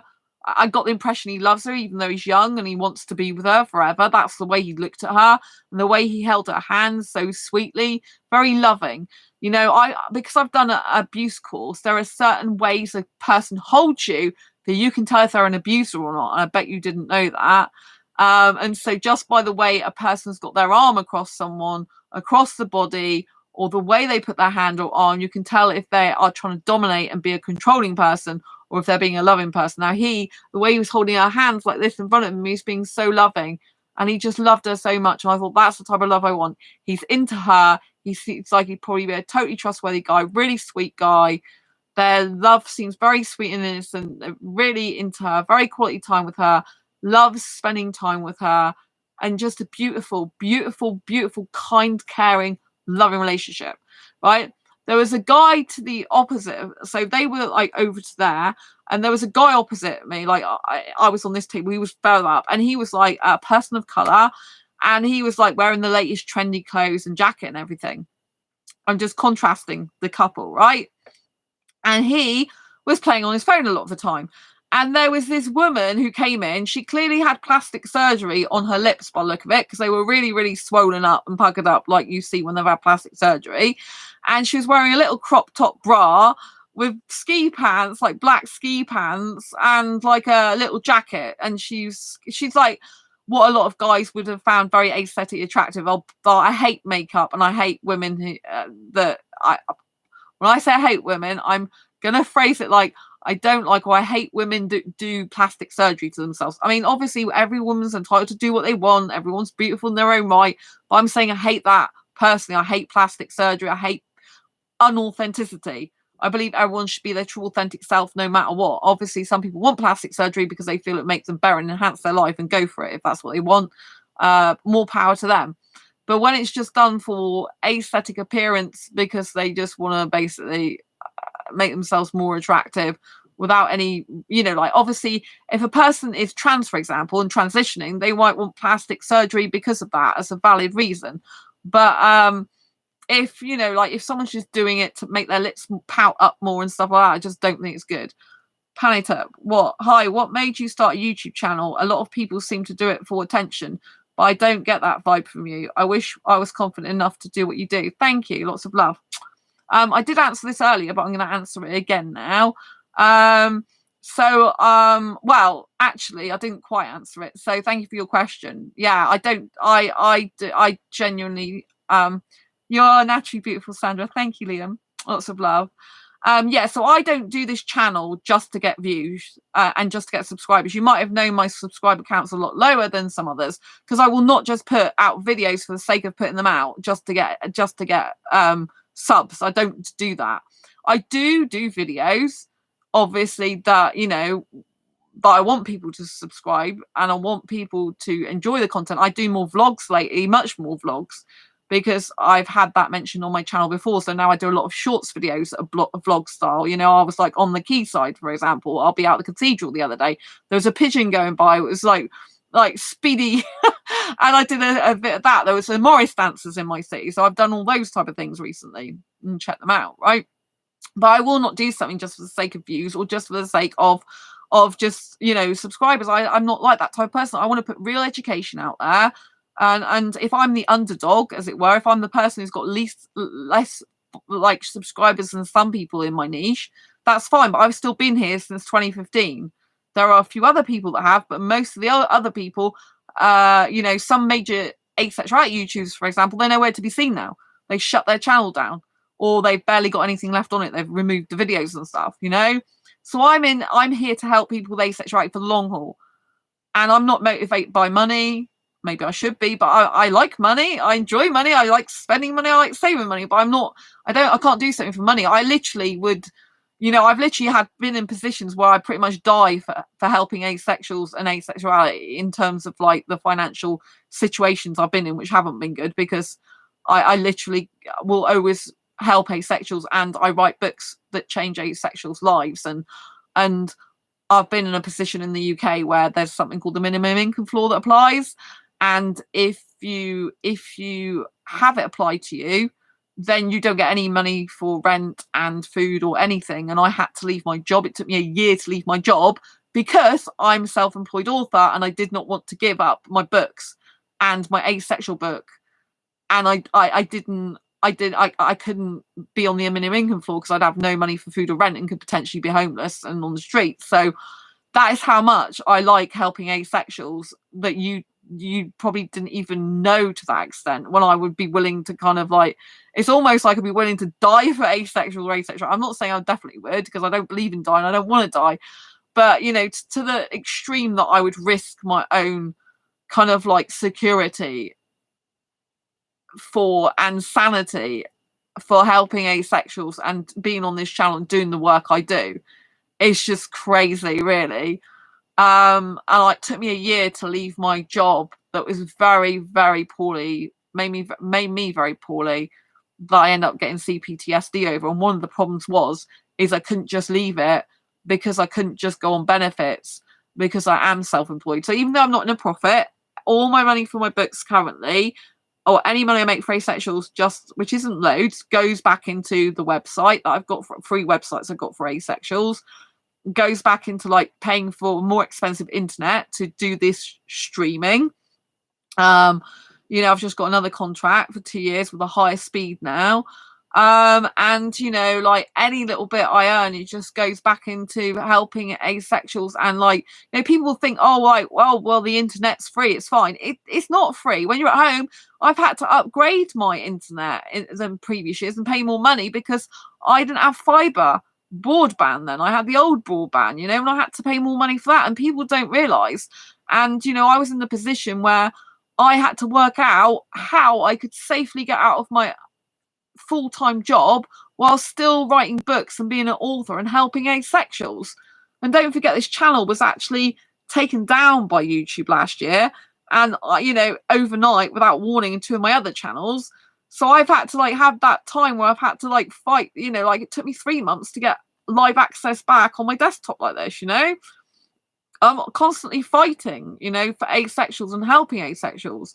So I don't do it to just get attention. I don't do it to, I like attention. I'm not going to lie. I'm a person who does like attention, and I'm an extrovert in that way, but I'm not doing it for attention because I'm here to help asexuals. If no one was watching, I mean, I have some other channels. Not many people watch them that much, but I still do them because if I can help someone, great. But, you know, I spend most of my time on this channel because this is what I love. There is another channel, my Make Money Make Cash channel, which I will be developing lots more in the future. I'll be doing interviews with entrepreneurs. I had entrepreneurs lined up for it. I'm direct aggressing because we're talking about YouTube channels here. It's important. And I've postponed that for 1 to 2 years, my plans for that, because I want to finish my Asexual Guide to Sex book. I want to focus on books and my book publishing business with a view to doing as many asexual books as I can this year and next year. I might still start interviewing entrepreneurs at the end of this year on that channel, but that channel is going to require a lot of time as well. And I will categorically not give up this channel to be doing that one. I will not stop doing this channel. I will not stop putting videos out, and I will make sure that I try to stream every single day and more. You know, usually I'm live here every single night, and obviously I'm doing a lot more shorts these days as well. So I'm doing a lot of content on this channel. I only want to keep increasing and doing my best. But I still have to have time to write the book itself. I've had other legal stuff going on. I've just been granted benefits, thank God. It's took me nearly a year to get benefits for disability now. I've got some more for that, not full amounts, but I wasn't going to get anything. I was going to have to go to a tribunal, which I haven't been able to talk about on this channel. But the Department for Work and Pensions over here has just made me a deal to settle without going to tribunal, which means I get some extra benefits, which is good because I might have to pay for a carer. I've mentioned, you know, because I've got broken ankle again at the moment. And, you know, like I had to leave my job, so I am on benefits, you know, like some people will be like, oh my God, you can't tell people you're on benefits. I am. But, you know, even though I'm a self-employed author, I'm on benefits because it's like I'm not in profit. And so I can't live off fresh air, but I'm not on the minimum income floor because I've got disability benefits now, and that cancels it out. I'm so happy if you says, Viola, thank you. It was only yesterday I got offered that. So, yeah, and I've had to fight for that. It's been ongoing. Palliative, are your books on Amazon? If not, where? My real name is Michael Michelle. I want to buy your books. I feel you have a lot to say. Yes, this is my book, Asexual Perspectives. I don't know which country you live in, but you can get this on Amazon. It's on amazon.com.co.uk, amazonindia.in. It's in Germany, France, Italy, pretty much the whole world, because also this book has its own ISBN, so you can order it from bookshops as well. I own my own publishing imprint called Quirky Books, and this is published under Quirky Books, Sandra Bellamy, see? And so all you have to do in Amazon is type in Asexual Perspectives, or you can go on Waterstone's website, type in Asexual Perspectives, or Barnes & Noble, type in Asexual Perspectives. All the websites have them. You know, this is you know, a proper book. This took me a year to write this one. The Asexual Guide to Sex haven't finished yet. This one came out in 2017, but still sells every month usually. And so it's a really thick book because it's got me in it. So it tells my own personal story. And then it tells a story of 46 other asexuals. And it asks the questions, like it's all about asking questions about love, life, and sex. So it asks all these questions that I used to get answered. So used to get asked, when someone's new to asexuality. So for years of my life, I've got a lot of people coming in my inbox saying to me like, oh, can I do asexuals watch porn? If I watch porn, can I still be asexual? If I masturbate, can I still be asexual? Do asexuals like BDSM? Because usually that's to do with intercourse. So how would that work if they didn't? You know, and what's the difference between arousal and sexual attraction? What's the difference between sexual attraction and desire? All these answers are in this book, told from the perspectives of 47 different asexuals, including me. And so this book is completely valuable because if you're new to asexuality, or you just don't understand the asexual spectrum, or you want to be able to have people to relate to, there is a story in this book for everyone, and it's so good. I've written it out in questions as well, so you can cross-reference. So, for example, if it says, there's different things like, how difficult is it for you to be asexual in a sexualized world? You know, and then you can cross-reference that answer with other people's answers, so you can get an overview of the asexual spectrum and how it feels to be asexual from their point of view. And so, you know, like if you were to look back at your life, what advice would you have given to a younger version of yourself in regards to your asexuality? You know, what are the positives of being asexual? Thank you, I'm in the UK. Oh, Pannytip. That's great. Yeah, UK. Yes, definitely get it. It's really good. I do it in ebook as well. I personally like physical books. I love physical books because I like to cross-reference. I find it easier to cross-reference. But obviously it's a big book, so it's not going to be cheap, but it's not the most expensive. I mean, there's a lot of others on the market about sexualities. It's much more expensive than this. But it's a good price. I've priced it accordingly, so obviously I get a little bit of money for it, because otherwise I get nothing. And it's when it's on expanded distribution, bookstores can buy it, so that's how bookstores get it, and I only get like half the royalties on it then. But Amazon take quite a lot, obviously, and when it's big and bulky like this, you've got no choice but to, like, you know, have it a certain price, otherwise, you know, you have nothing on it. But it's really good. I'd highly recommend it. I get it now if I were you, because you probably really love it. Someone on here called Yuli, she's one of my avid viewers. She's a musician. She's just bought it recently, and I didn't even know she's not asexual because she's always on my channel. Hello, Yuli. Lots of love to you if you're here. And you know, and she's always commenting on my channel and always saying about how good the videos are and how inspirational they are and having chats with me. And I didn't even know she was asexual. She's been on this channel for such a long time. Her music's beautiful, by the way. Yuli, check out her channel if you see her in comments. And so I was shocked, you know, and I was pleasantly surprised, you know. So she's written me a review on Amazon saying the book's really well written, which I'm really grateful for. But yeah, I love it. I love it so much. So this is my own design. Well, I paid a designer to do this bit here. But yeah, I did the typesetting, and I got someone else for the ebook, and I got paid someone else to do the printed version for my ebook version. This all costs money, you see, because, you know, like, people don't realize, like, any money I make for asexuality, like, I have to, like, for example, my Asexual Guide to Sex book that's going to come out, I have to pay a typesetter for them. I have to pay a printed cover designer for it. I have to do more with the Asexual Guide to Sex because the cover's going to be a bit different to my other ones so far. I've got a fibro book out as well, so this is my asexual perspectives, but I'm going to reach up now, sorry, going across the camera. This is my fibromyalgia self-help handbook. It does mention asexuality in there, but I don't know if you like autobiographical stories, because this has got my autobiographical fibromyalgia self-help hand story kind of in there. So it's basically a self-help book for anyone who's got fibromyalgia to have less pain, more energy, and feel happier. But it's a lot of it applies to anyone if they got depression, anxiety specifically, because it helps to teach you how to overcome depression and reduce anxiety. But it tells you how to have less pain in 25 aspects of your life, and the majority of which apply to people without fibro. But it's told in a superhero style, which I love.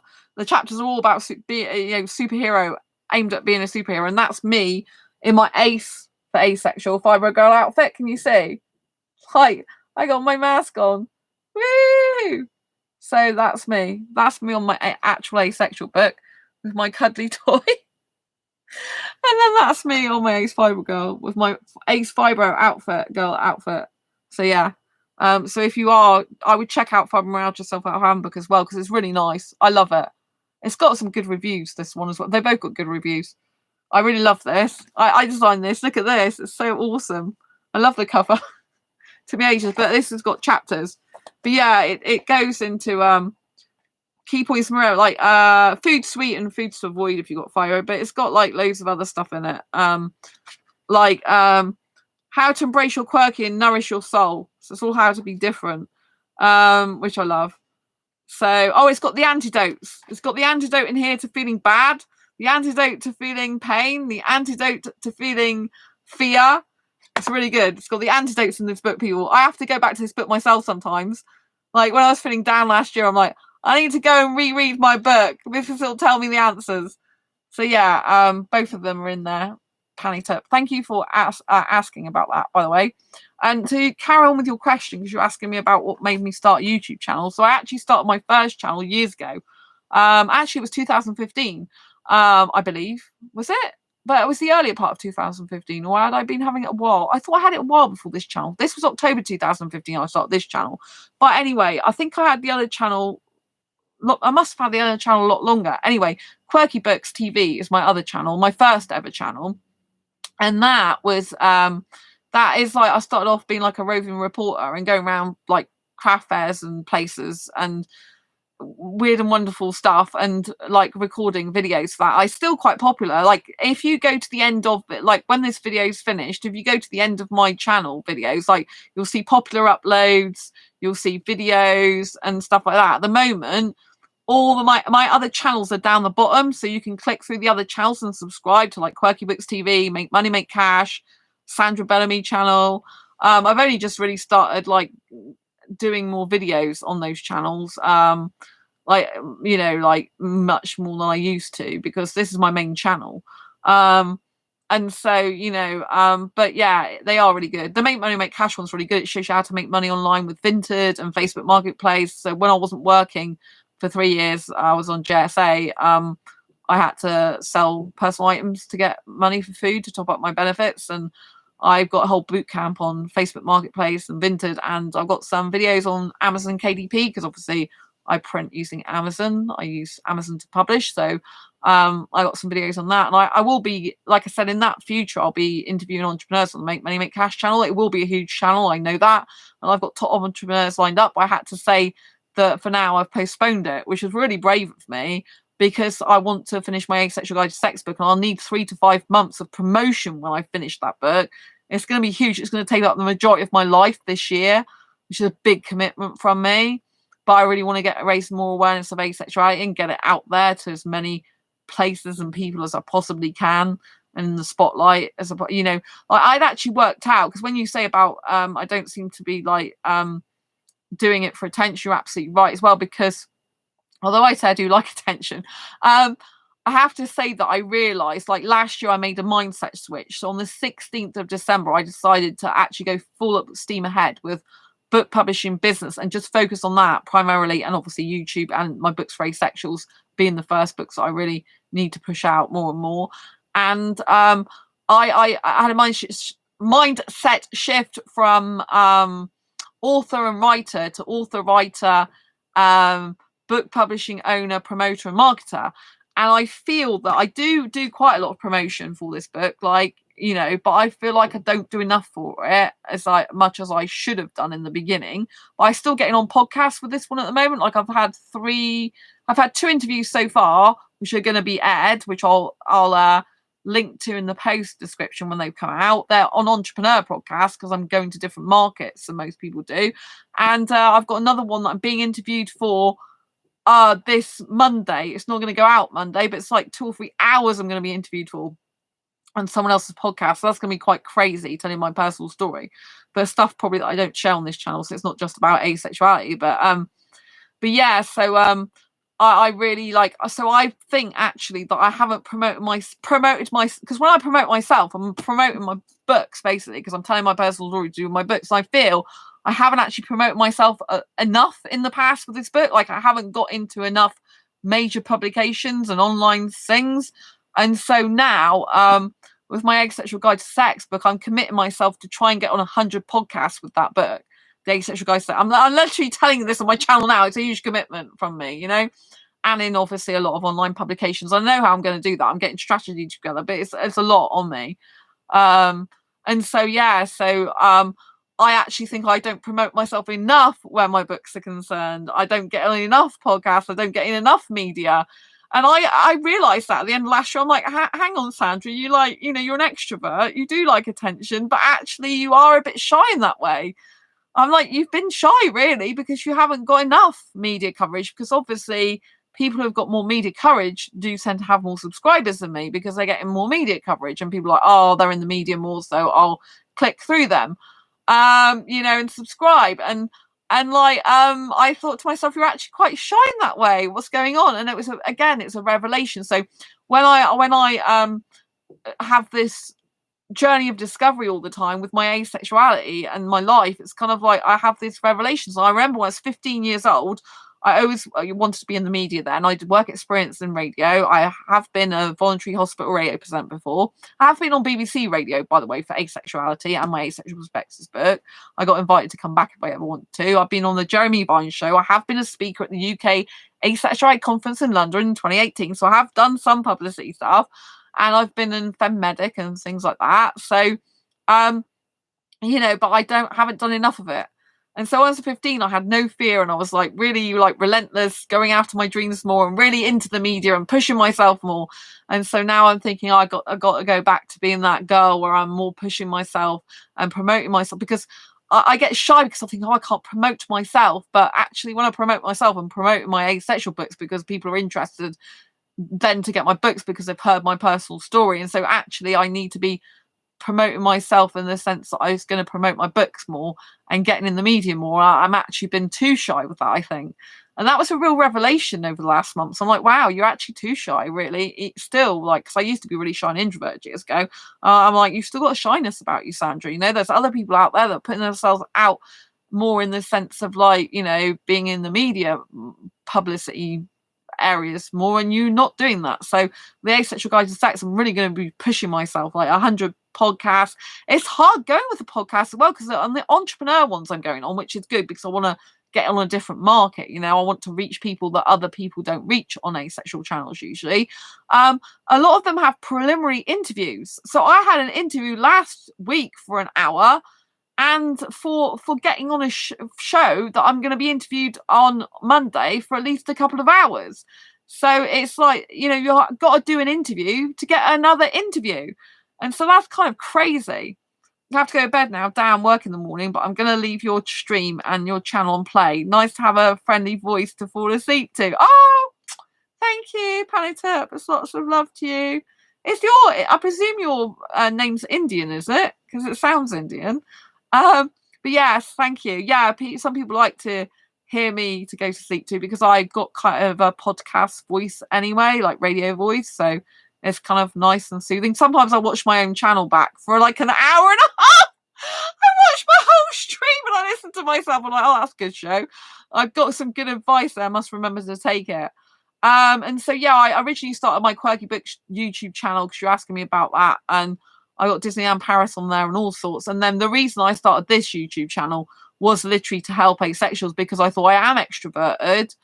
And there's clearly a lot I knew about asexuality instantaneously, and a lot of the time, well, I say instantaneously, it took a bit of research, but because I know instinctively that I'm asexual, and I've always been asexual since birth, basically, didn't realize it, I naturally understand asexuality. Like, I'm really a genuine asexual that understands it on a deep foundational level, intuitively and instinctively, because it's inbred into me. It's not a case of I discovered it, I'm later on, and for X amount of time I experienced sexual attraction. I have had sex in the past though, but it's actually, looking back, I was always asexual and never realized it. So for me, being asexual is very, very natural to me, and I feel I can really help asexuals. And also I came to the revelation when I started this channel, if you go back to the very first video, I said that because I'm like an entrepreneur type of person, that I believe that I can be the one to bring asexuality to a global market more. Well, I was going to say more than anyone else, because I'm connected with entrepreneurs who have got like hundreds of thousands of followers, and who are very, very well thought of in the world a lot of the time, and quite high up in authority. I believe that I can bring asexuality to the world more, make the world realize about asexuality more and understand it more, because of all these contacts I've got. So I want to be the one to bring asexuality to entrepreneurship, if you like. I'm also known as the asexual entrepreneur. And by getting through to asexuality through to these big voices, if you like, these big types of authority figures, I'm able to spread awareness of asexuality more, to fulfill my life mission of basically getting asexuality recognized as a sexual orientation throughout the globe, so that no asexual has to live in fear of ridicule ever again. But in its own right, so we are part of the LGBT acronym, but it's really important for me that I get asexuality recognized in its own right, because there are a lot of people that, who are sex repulsed, who don't want sex, and people don't believe that. People think there's something unnatural and wrong with it when there really isn't. And if I can get a lot of the thought leaders, which are entrepreneurs, to recognise asexuality and accept it, we're more likely to get other people accepting it across the globe, more and more people. And so that's one of the reasons why I started this channel, because I want to help asexuals, and I believe I'm the person to do it with with the market of entrepreneurship, with actually having those connections that a lot of people in the asexual space don't have. A lot of people in the asexual space, they've got like kind of friends and family, they've got kind of like LGBT connections, plus, but they don't really have entrepreneur connections as such, you know, the thought leaders of today, the speakers on stage, whereas I've got quite a lot of those I'm connected to. And so I thought, you know, I've got some difference there that I can give to the world. And, you know, that I want to leave a lasting legacy. My books are my legacy. So when I die, when I'm no longer here, books like Asexual Perspectives, for example, will still be around. This is a copy of this is in the British Library and 5 other libraries in the UK. And it'll go down as a piece of history and heritage for years to come. And when I'm not here anymore, my books will be saving lives, because there'll be people in the future that don't want sex. And unless we can get asexuality really, really well known globally, you know, there'll still be people who think they don't fit in and they might be suicidal. And if I can, you know, if somehow I can get as many books out there and people can come across them, they'll be able to see that it's natural for some people to be this way, and it'll stop them hopefully from committing suicide, and so they can feel happier and okay. I mean, I've had people who read my Asexual Perspectives book saying that's how they did feel, and it stopped them feeling like that, and they know it's okay to be themselves like that. And that's why I do what I do. That's why I help asexuals, because, you know, I want to prevent deaths. I want to prevent as many rapes as possible. I'm not promising I can do any of that, but I want to help that. I want to, you know, build something proper, a lasting legacy. I want to help the future generations. I know when I'm long gone, with all the legacy I'm leaving on this channel, for example, and particularly my books, it should be there forever in some shape or form, that I'm going to be saving lives in years to come. That is priceless. You cannot put a price on that. And also, because I've got the experience of being in heterosexual relationships for over half of my life, pretty much, then I'm the one who I feel can bring heterosexuals to really understand asexuality, can bring heterosexuals much more greater awareness of asexuality, and I can bring asexuals and heterosexuals, or sexuals in general, for example, together more. But particularly, obviously, I can specialize in helping heterosexuals know more, because I am hetero-asexual and I was in heterosexual relationships for years. And so I have that experience, that kind of like unique advantage point, if you like, that not many other people in this type of space have. And so that's why I want to use those qualities of mine to help asexuals. You know, my mission is just, I'm just so focused on my mission. I'm so focused on getting asexuality recognised as a sexual orientation globally. In its own right, so no asexual has to live in fear of ridicule ever again. And the only way I'm going to do that is actually by being more extroverted, coming out of my shell more, and actually promoting myself more, as in getting on more podcasts, more media and stuff like that. And so whilst I've been a bit shy, I think, in the past, I have to change that. And so this year with the Asexual Guide to Sex book, I mean, literally, I'll be able to get on sex podcasts, asexual podcasts, and maybe able to get in some sex magazines as well as asexual online magazines. And so Asexual Guide to Sex is just going to open up a whole new avenue for me to be able to pursue this mission. And I mean, literally, I was thinking in the kitchen the other day, it's like I'll pretty much need to die for my mission, you know? It's like nothing else matters to me a lot of the time. It's like I will fulfill this mission. I will get my books out there. I will help asexuals. I will make a difference in the world where asexuality is concerned. I will be known when I die for asexuality and the books, you know? And, you know, like, I felt in the past that I don't want to blow my own trumpet, you know? I don't want to, like, be seen to be big-headed or anything like that, which I'm not. And in the past, though, it's made me feel a bit shy, and I've been reluctant to put myself forward as much as I should do. But now I'm just thinking, every time you promote yourself, you're really just helping asexuals and being like a voice and figure for asexuals, and ambassador, like I call myself. And so therefore, you know, you're not really promoting yourself as such, you're promoting yourself in conjunction with helping asexuals. And so that's why I started the channel. There's a lot of things that people don't understand about asexuality, but I was able to explain them very easily, even just reading a little bit, because I am definitely asexual and I understand it on a deep foundational level. Incidentally, I was going to say that I started my Asexual Perspectives book I started writing this specific book because when I was on asexuality.org in the forums after a few weeks, I ended up calling myself a heteromantic grey A asexual, and I'm not an actual textbook grey A. I don't experience any sexual attraction whatsoever. So a grey asexual is someone who does experience sexual attraction under limited, rare, or specific circumstances, or they do experience it but not enough to want to act on it. And I'm not any of those things, but because I've got some sexual behavior with the way I like to kiss and dance, I don't feel comfortable just calling myself heteromantic. I think it's easier for dating and relationships if people know I've got these grey areas. So to me, grey A means grey areas. And so therefore I wanted to, add that to my label, which is my choice. But I was told by someone at asexuality.org that I wasn't allowed to identify like that because I'm not actually a grey A. And that's how I started the book, because it's all about celebrating our diversity across the asexual spectrum and our differences within it, and being entitled to, label ourselves if we want to. And it's a community. We should be accepting of each other's minorities and differences of opinions, not fighting against each other all the time. So that's why I actually wrote Asexual Perspective book, and I redefine grey A to mean grey areas in this book, but it's not been officially redefined. It's still the same as grey sexual and grey asexual. Grey A is, as far as I know, still, which is what I've just described is, is do experience sexual attraction, but only in limited, rare, or specific circumstances, or they experience it, but not enough to want to act on it.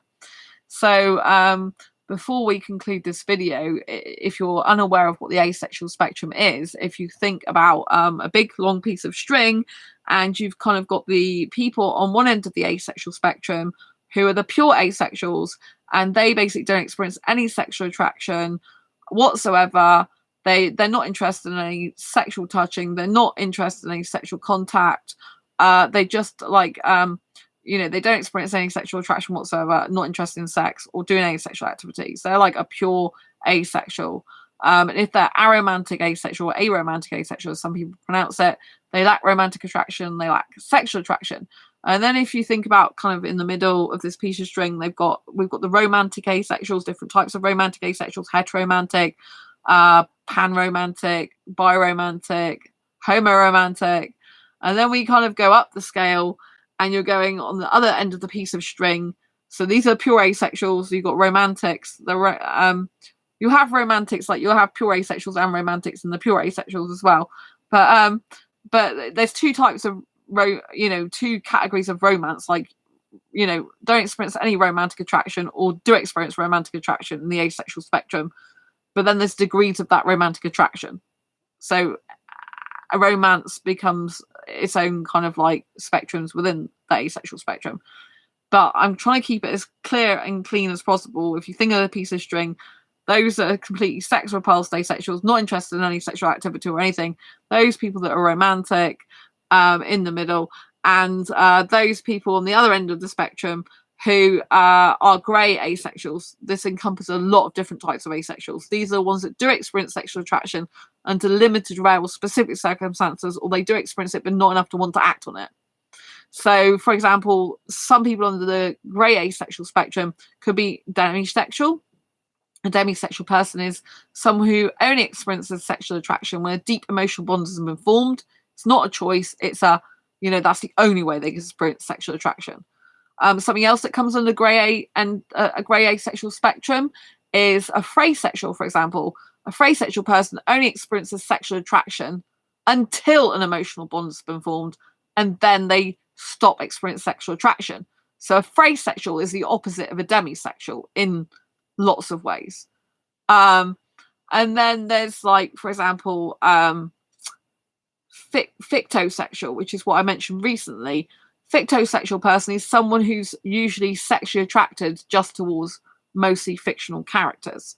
So that is the limited, rare, or specific circumstance in which they experience sexual attraction.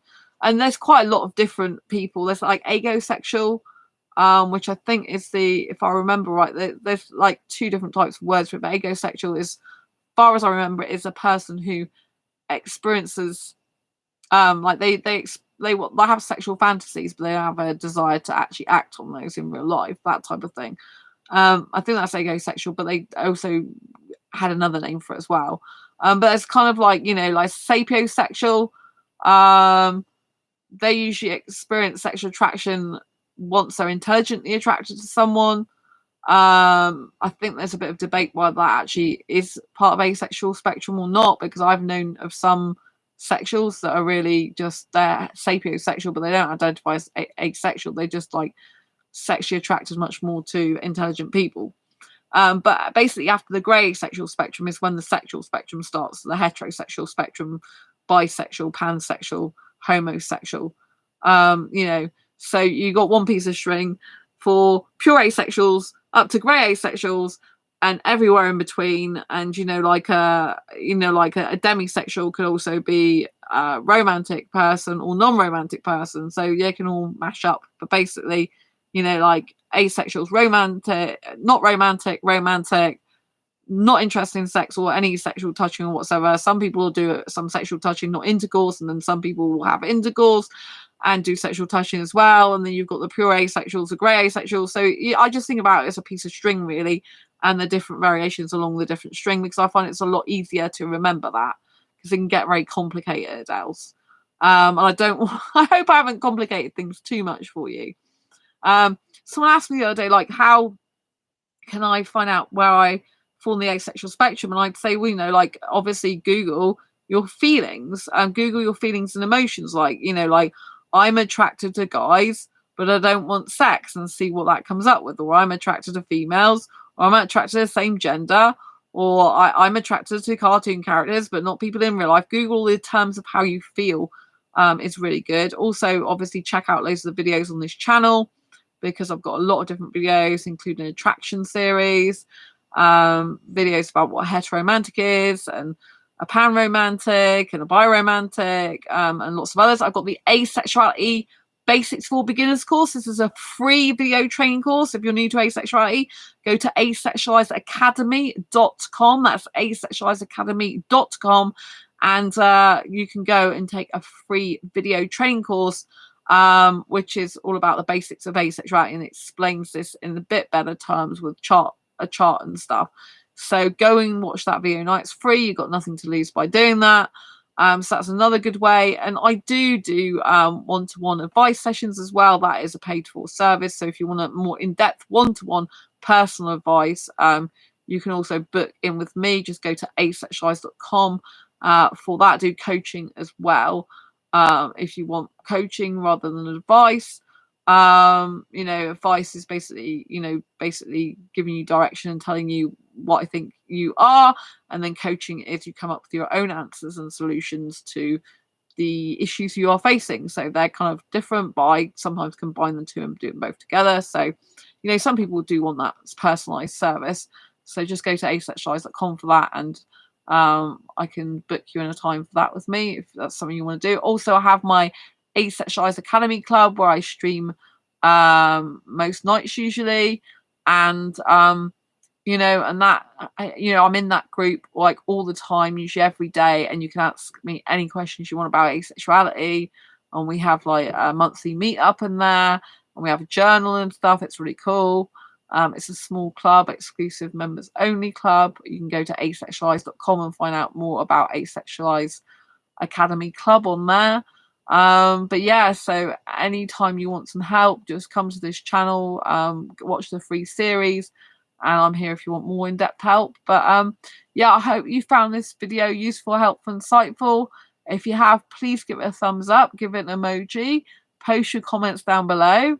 I just want to say that I really love you being here. I really thank you so much. Without you, this channel would not be the channel it is today. It's gone over 250,000 views, which is over 250,000 views. I cannot believe that in my wildest dreams. It's just incredible.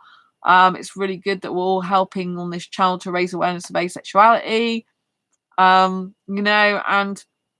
I'm just so proud for every one of you being here and showing up and shining your light and just being beautiful and in a world where there's a lot of darkness and anger and difficulties, being here and just wishing me well and each other well and talking to each other in chat and just asking the questions and everything. It's just beautiful. Thanks for the thumbs up. It's just been really, really lovely, and like obviously I've had Theola here today. I want to say thank you to Theola. She's been on this channel for the majority of the time, which has been over 2 hours. You've been in nearly since the beginning, Theola, so lots of love to you. Thank you. And I love it because, you know, like, Liam's been here as well, so lots of love to you, Liam. You know, and I love it. If you look in chat, like, you'll see, like, Theo's going, oh, I'm so happy for you, and Liam's like, oh, you're naturally beautiful, Sandra. All this is really positive. So when there's excuse me, when there's a world there's kind of like doom and gloom in some ways, you know, you're here spreading your positive vibes and you know, messages like Panitup. There is a guy out there for you, which I loved. Oh, greetings from Chile. Josepha Gomez Shimiza. Wow, that's a real beautiful, interesting name. Thank you so much. I like what Panitup said. It's cool of you to be asexual, which is good. You know, and they said, oh, this is what they said. There is a guy for you out there somewhere. Sex isn't everything. Love is everything. If someone can't love you for you and not your downstairs, and they aren't worth it. I love that. I think it's beautiful. Have you got any questions for me, Josepha, before I conclude my stream? Have you got any questions about asexuality that I haven't already answered? Anything you want to know, I'm happy to answer them before I go. I've been streaming now for like 2 hours and nearly a quarter, but it's been really good. Today's International Asexuality Day, so I'm here, been doing a Q&A, answering lots of personal questions about how I found out I'm asexual and everything. You know, so I just want to thank everyone for being here, really. Theo, like I said, Liam, Panita, and Josepha. Really nice name. Really lovely name.